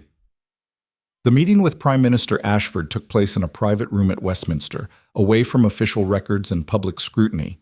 He was younger than Eliza expected, barely 50, with the sharp intelligence of someone who'd climbed political ranks quickly. Duke and Duchess Ravencroft, thank you for coming. I've been wanting to meet you both since the Marseille exposure. That was remarkable work, strategically brilliant, morally clear, perfectly executed. Thank you, Prime Minister. Eliza kept her voice neutral. Though I'm sure you didn't invite us here just to offer compliments. Direct. I appreciate that. Ashford gestured to chairs. Lord Pemberton explained my proposal. Government support for your refugee network in exchange for coordination on policy matters. You look skeptical. We're cautious, Victor said. Government support tends to come with complications. It does, but so does operating without support. You've been extraordinarily successful, but you've also been lucky. French intelligence nearly caught you both. You've lost operatives to arrest, prosecution, execution. How many more people could you save if you didn't have to operate in shadows? How many fewer would we save if we had to run every operation past government committees? Eliza countered. That's the negotiation, isn't it? Finding the balance between support and independence. Ashford pulled out a folder. I've drafted a preliminary framework. You maintain operational control. You decide who to help, how to help them, when to move. Government provides funding, diplomatic cover when needed, and political protection if operations go sideways. In exchange, you coordinate with Foreign Office on matters affecting national security and provide intelligence reports on refugee situations. Intelligence reports that the government will use for foreign policy purposes that might not align with humanitarian need, Victor said. Possibly, but also intelligence that could shape better policy. Right now, the government makes decisions about refugees based on limited information. You have ground-level understanding of what's actually happening. That knowledge could influence policy in positive directions. Eliza read through the framework. It was more generous than she'd expected. Significant funding, minimal oversight, clear provisions for operational independence. But there were clauses about national security priorities and coordination with official diplomatic efforts that could be interpreted broadly. This clause about national security, she said, pointing. Define what that means. Are we required to refuse help to people the government considers threats? You're required to inform us if someone you're helping poses a genuine security risk to Britain. An assassin, a spy, someone planning violence. But political dissidents, artists, families fleeing oppression, those aren't security threats. That's exactly who we want you to help. And if we disagree about what constitutes a security threat, then we have a conversation. But the final operational decision remains yours. I'm not interested in micromanaging your network. I'm interested in scaling it effectively. Victor was reading the financial provisions. This funding level would triple our capacity, maybe more. That's the goal. The government allocates millions to foreign aid that gets lost in bureaucracy or misused by corrupt officials. Direct support to an effective operation like yours is a much better use of resources. Why us specifically? Eliza asked. There are other refugee aid organizations. Why partner with a network that's been operating illegally? Ashford smiled. Because the legal organizations are hamstrung by regulations and political considerations. They can't move fast enough, can't operate in hostile territory, can't take the risks necessary to save people from truly dangerous situations. You can. You have. And you've proven you're effective at it. We've also proven we're willing to ignore government priorities when they conflict with humanitarian need, Victor pointed out. I know. That's actually why I trust you. Organizations that only do what the government approves of are easy to control but limited in effectiveness. Organizations with independent principles are harder to manage but accomplish more meaningful work. Ashford leaned back. I'm gambling that we can find a partnership model that respects your independence while providing resources to expand your impact. It was compelling. It was also dangerous in ways that were hard to articulate. The slow mission creep, the gradual compromise, the way good intentions could be corrupted by institutional pressure.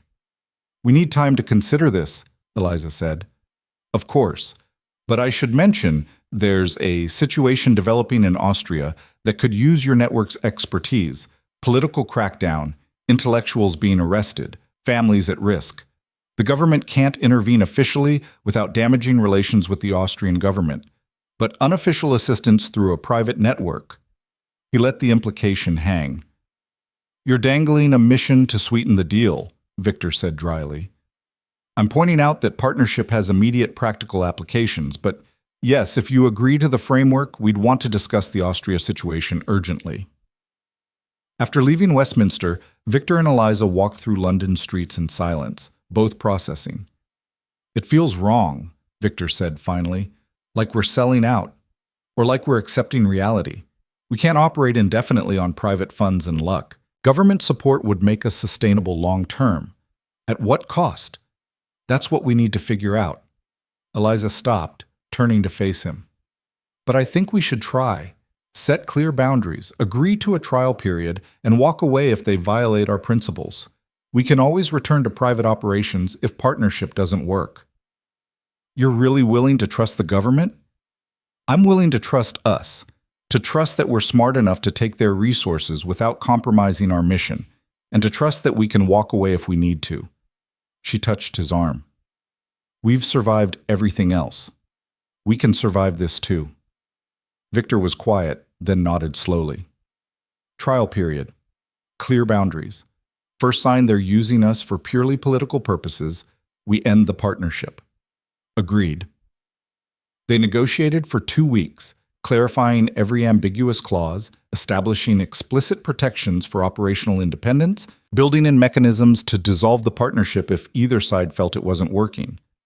The final framework was significantly different from Ashford's initial proposal, more protective of their autonomy, more explicit about limitations on government oversight.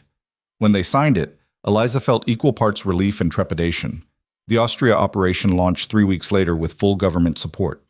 Diplomatic cover was seamless. Eliza traveled as part of an official trade delegation, Victor as a businessman exploring investments. Behind that legitimate facade, they coordinated with local contacts to extract 15 families over 10 days. It was the smoothest operation they'd ever run. No improvisation required, no narrow escapes, no life-threatening complications. Government resources made everything easier. "This is unsettling," Victor said as they reviewed the successful extraction. "I keep waiting for disaster. Maybe we've just gotten better at this. Or maybe proper resources actually make the work safer." Eliza was reviewing requests for assistance. The number had tripled since their government partnership became public knowledge. "We're going to need to expand the network significantly. We can't handle this volume with current capacity. The funding supports expansion. We could open operations in 3 new countries, hire additional coordinators, establish more permanent safe houses." Victor looked at the numbers. "We could save hundreds more people per year." "So we do it. We scale up, we get more organized, we build something sustainable." Eliza felt excitement building despite her earlier caution. This could actually work. Over the next 6 months, the network transformed. What had been an improvised operation run by a handful of people became something closer to an organization. They hired staff, trained new operatives, established protocols and systems. They opened formal partnerships with refugee aid groups in 6 countries. They created documentation processes, established vetting procedures, built accountability structures. They became, despite Victor's horror at the word, legitimate.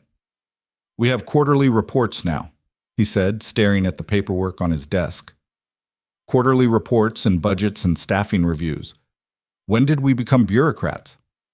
When we decided saving more lives was worth accepting administrative burden." Eliza was less bothered by the formalization. Organization meant efficiency, and efficiency meant more people helped. Besides, Mrs. Hartwick handles most of the administrative work. We still do the actual operational planning. Mrs. Hartwick has 2 assistants now. We have assistants. We're employing 16 people full-time. This is an institution. Is that bad? Victor was quiet for a moment.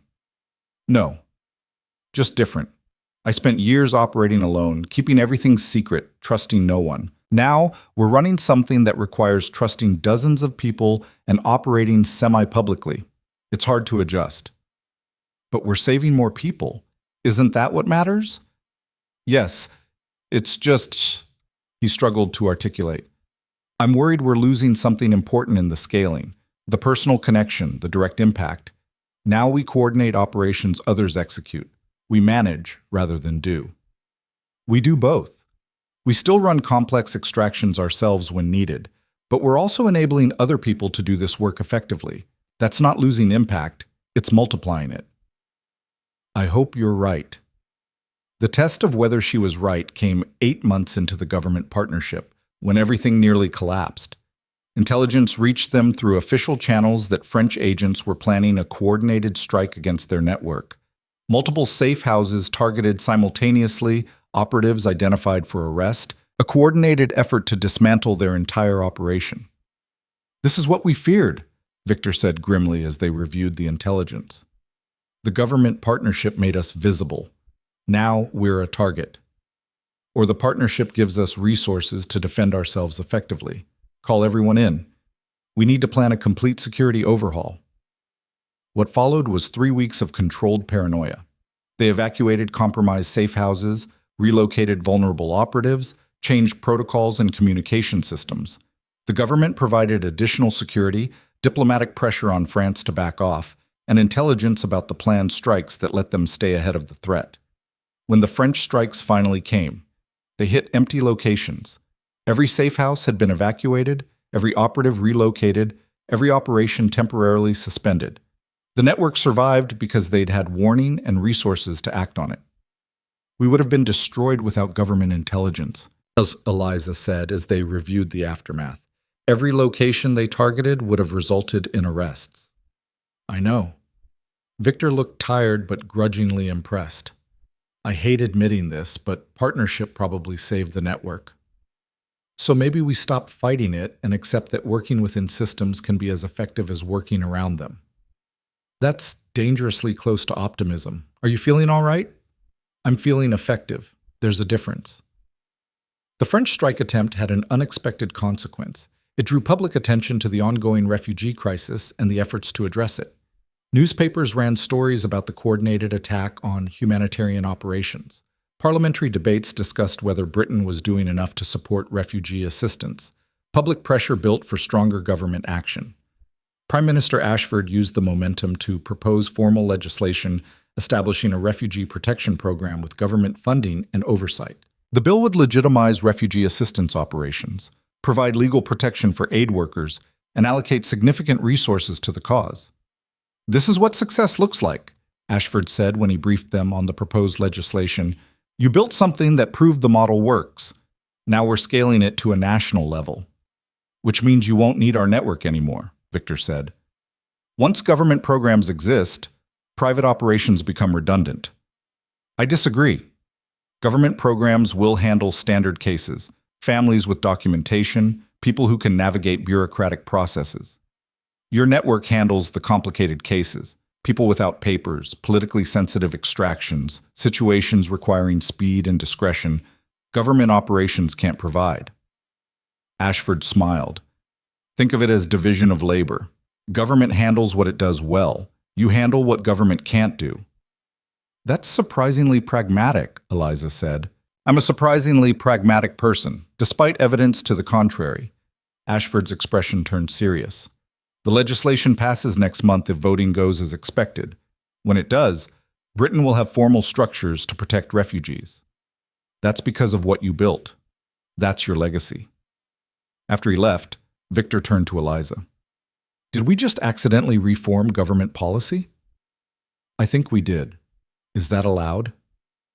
I don't think there are rules for this. We're making it up as we go. He pulled her close. How did the woman I married in a cold church 18 months ago become someone who changes government policy? The same way the terrifying Duke became someone who admits to having feelings. We grew into who we needed to be. That's insufferably philosophical. You married me. You don't get to complain about philosophy now. The Refugee Protection Act passed with strong parliamentary support. The night it was signed into law, Eliza and Victor hosted a quiet dinner at Ravencroft House for the core network members who'd made everything possible. Mrs. Hartwick, Peters, Marie, Philippe Rousseau, who'd traveled from Paris, and a handful of others who'd risked everything to save strangers. We should make speeches, Peters said, already slightly drunk on good wine. Profound statements about humanitarianism and courage. We should eat this excellent food and acknowledge we got lucky as often as we were smart, Mrs. Hartwick countered. Both can be true, Eliza said, raising her glass. We built something that mattered. People are alive because of what we did. That's worth acknowledging, even if we stumbled into half of it. To stumbling effectively, Victor added, and to partners who make sure we stumble in the right direction. They drank to that, to survival and success, and the sheer improbable luck of having made it this far. Later, when the guests had left and the house was quiet, Eliza and Victor stood in the library that had become their shared workspace. Maps still covered the walls, but they were marked with new operations, new possibilities, new countries where their network was expanding. What do we do now? Victor asked. The crisis that started this, French refugees fleeing persecution, is being addressed through official channels. Our original mission is largely accomplished. So we find new missions. There are other crises, other people who need help. Eliza traced a map line through Eastern Europe. Reports from Poland suggest political instability, and tensions in Italy are rising. Refugees don't stop needing assistance just because one country's situation improves. So we keep going. We keep going, just better resourced and more organized than before. She turned to face him. Unless you're tired of this work, we've accomplished more than anyone expected. You could retire from illegal operations and become a respectable duke doing respectable duke things. That sounds horrifically boring. It really does.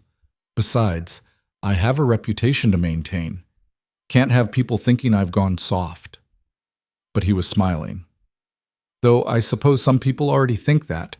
Married man, government contractor, legitimate businessman. I'm practically respectable now. You'll never be respectable. You just hide it better. Says the woman who challenged me in a ballroom and somehow turned it into reforming refugee policy. I had a good teacher in reckless behavior. They stood together, comfortable in the silence, planning futures that 6 months ago would have seemed impossible. The work would continue. The network would grow. There would be more crises, more people to save, more impossible situations requiring improbable solutions. But they'd face it together, partners in every sense. A knock interrupted the moment. Mrs. Hartwick entered, looking apologetic. I'm sorry to disturb you, but there's an urgent message from the Foreign Office. Something about a situation developing in Prussia. They're requesting immediate consultation. Victor groaned. It's 11 at night. Can't Prussia wait until morning? Apparently not. The message says several professors have been arrested and their families are at risk. Government wants to know if we can coordinate extraction within 48 hours. Eliza and Victor exchanged glances. Exhausted, yes. Ready to stop, no.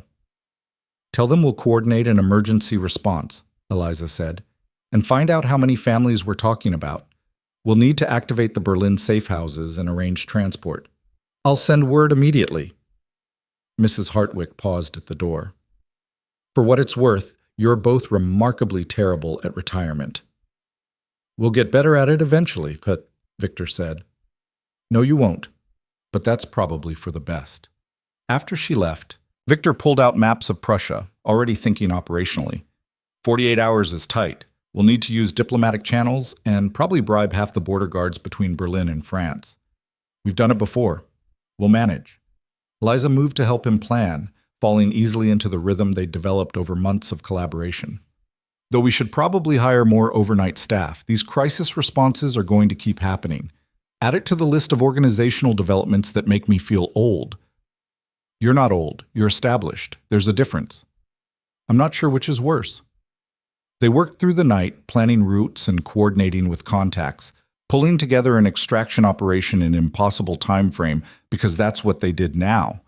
Save people who needed saving, regardless of hour or difficulty or personal convenience. By dawn, they had a workable plan. By noon, operatives were moving into position. By evening the next day, 6 families were safely across the border. The Foreign Office sent a formal thank you. The families sent letters that made Eliza cry. Desperate gratitude from people who'd been certain they'd die in custody. We made a difference, she said, reading the letters to Victor. We always make a difference. That's why we can't stop. Even when we're exhausted? Especially then. Exhaustion means we're doing enough to matter. It wasn't a healthy philosophy. They both knew it. But it was their philosophy, built from months of crisis and survival and refusing to accept that anyone was beyond help. The seasons changed. Autumn became winter, became spring. The network continued growing, operations expanding, impact multiplying. They saved hundreds of people, then thousands. What had started as Victor's secret project became something approaching a movement, other groups replicating their methods, other countries adopting similar legislation, the entire framework of refugee assistance evolving. And through it all, Eliza and Victor remained the unlikely partnership that made it work. The desperate woman who'd challenged a duke, the terrifying man who'd seen something worth saving in her courage. Together they'd built something neither could have achieved alone. Do you regret it?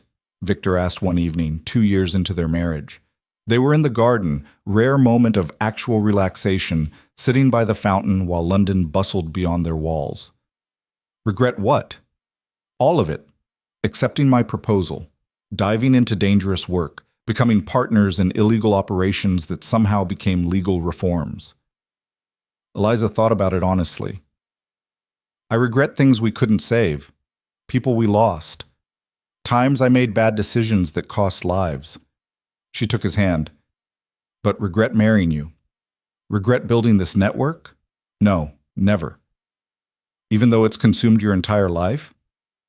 It hasn't consumed my life. It's become my life. There's a difference. I chose this. I keep choosing it, and I'd choose it again. That's good, because I think we're stuck with it now. Stuck implies we want to leave. I don't want to leave. Neither do I. He squeezed her hand. I just want to make sure you know you could, if you wanted, if this became too much. The same applies to you. You could walk away, become that respectable duke you're so afraid of being. Absolutely not. I have a reputation to maintain.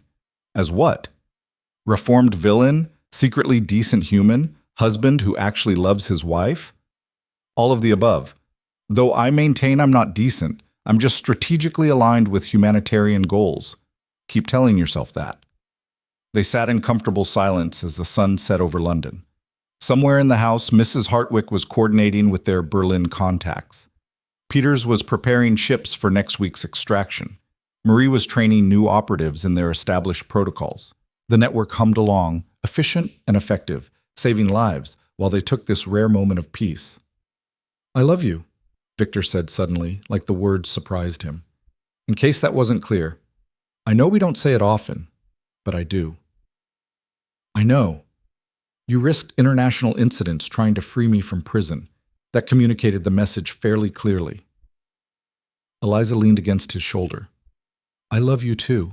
Even when you're impossible, maybe especially then. We're both impossible. That's why we work. As darkness fell completely, they went inside together. There would be more crises tomorrow, more impossible situations requiring improbable solutions, more people who needed saving, more operations to coordinate, more risks to take. But they'd face it the way they faced everything now, together, as partners, as the team that had transformed from desperate bargain into something neither of them had imagined possible. The girl who'd stood in a ballroom challenging a duke had become a woman who changed policy and saved lives. The man who'd hidden behind cruelty had become someone who built systems of protection and care. Together, they'd created something that would outlast them both, a network that operated on the principle that everyone deserved help, that borders were less important than humanity, that individuals could change systems if they were brave enough and stubborn enough to try. It wasn't a fairy tale ending. They still fought constantly. The work still exhausted them. People still died despite their best efforts. But they'd built something real and meaningful and important. And in the harsh world that had tried to break them both, they hadn't just survived. They'd won. Not through violence or domination, but through the quiet revolution of choosing to help when everyone else looked away. Through partnership that refused to accept defeat. Through love that was practical and fierce, and based on shared purpose rather than pretty words. Years later, when historians wrote about the reform movements that changed refugee policy across Europe, they'd note the network that started in a London townhouse. They'd document the operations, the people saved, the systems built. But they'd miss the truth that Eliza and Victor knew, that revolution often starts with one reckless choice in a ballroom, that partnership can be both strategic necessity and profound connection, that the most powerful force in the world isn't armies or governments or wealth. It's two people who refuse to give up, working together, making the impossible happen one desperate decision at a time. That's how empires fall and new worlds are built. Not with grand gestures, but with daily choices to be better, do more, save who can be saved, and that's exactly what they did, together.